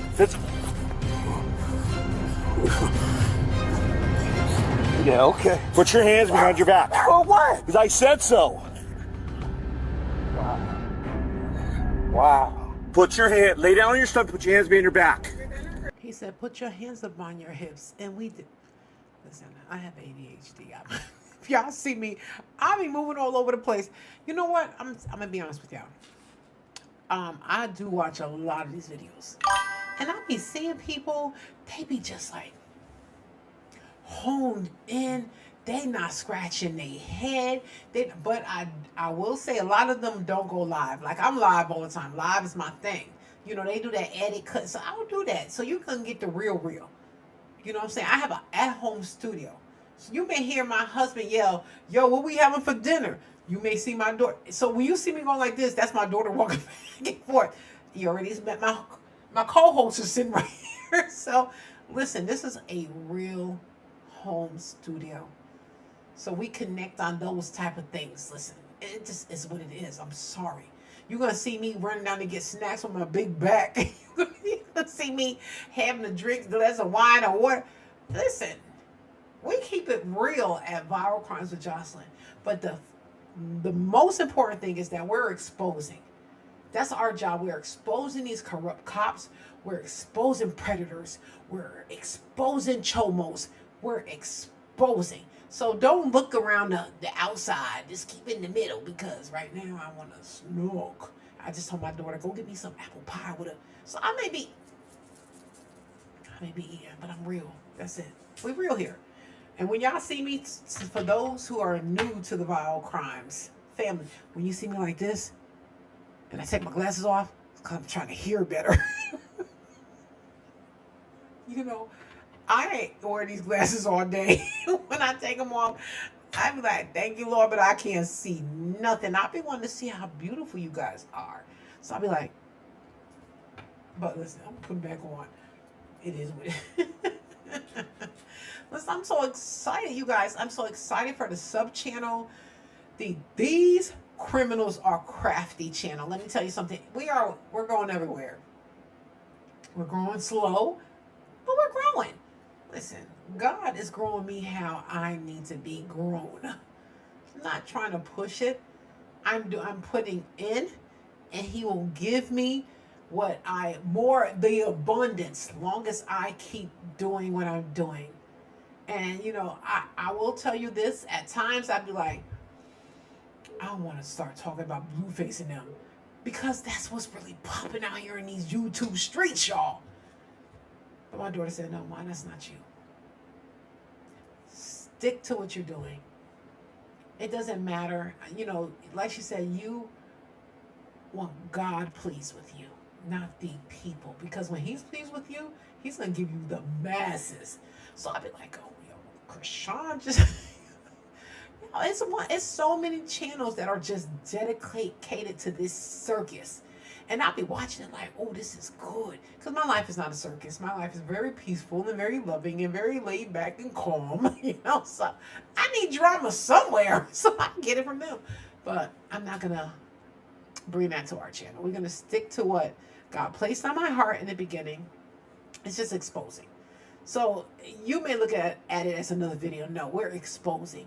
And we're asking ourselves, what could the people around them have done better?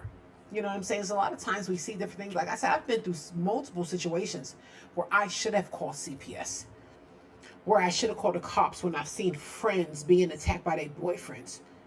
I should have done those things and I didn't. So on Viral Crimes with Jocelyn, we're making it okay to make that call. And if you can't make that call, you put it in the Viral Crimes with Jocelyn Messenger, however you need to get to me, and I will make that call for you. Give me the state, the address. I will do it for you, and it will be anonymous. I promise. I will not tell anybody. I will say, listen, I got this message, and I will delete your message immediately. We got to do better. We got to protect our children. We got to protect our elderly, and we got to just protect the innocent at the end of the day. And we have to pray for them every day. We have to pray for them every day, you guys. We have to pray without ceasing. We have to pray. If you're a prayer, pray. That's all we can do. That's all we can do. Now, let's get back to that. Listen, I missed maybe like 2 to 3 minutes of this. Not even 2. I went downstairs to get a snack. I'll be snacking. I'm a snacker, you guys. Help me. Let's keep going. Let's go back. I already asked him to comply. He's not. My knees are hurting, man. What did I do? I have already explained it to you. You're impeding my investigation. Now you're going to end up in the back of my car and arrested. What's your side? Yeah, I know. Man, you know that hurts. Despite showing no signs of aggression, Mr. Whaling was arrested and transported to a detention center where he was held for over 11 hours. Following an internal investigation, Deputy Glazer was terminated for misconduct. Mr. Whaling later filed a federal... I'm not going to get excited because the last time they said somebody was terminated, after they went to the, what do you call that? They had that union.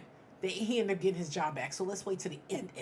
lawsuit, resulting in a $498,000 settlement. Glazer's actions reflected a blatant disregard for both the law and the dignity of an elderly, disabled man. His termination was a necessary step in holding him accountable. If you enjoyed this video, subscribe and hit... You guys, thank you guys. We were on here for a while today.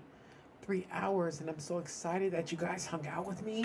And I just want to say thank you. We have TikTok is blowing up. You know what? I've been hearing all these dings, and I don't know where they're coming from. I really don't. I'm sorry, you guys. If you're watching me and I have not responded to the dings that I have over here, TikTok, I have here YouTube, I have over here Instagram, have over here YouTube, but it doesn't tell me on Streamlabs where all of these things are coming from. But I want you guys to know that I hear them and I appreciate you guys. Please like, share, and subscribe to our channel. This is our channel. If you got any topics you want me to watch, I don't care. I'll chill out and watch it with you.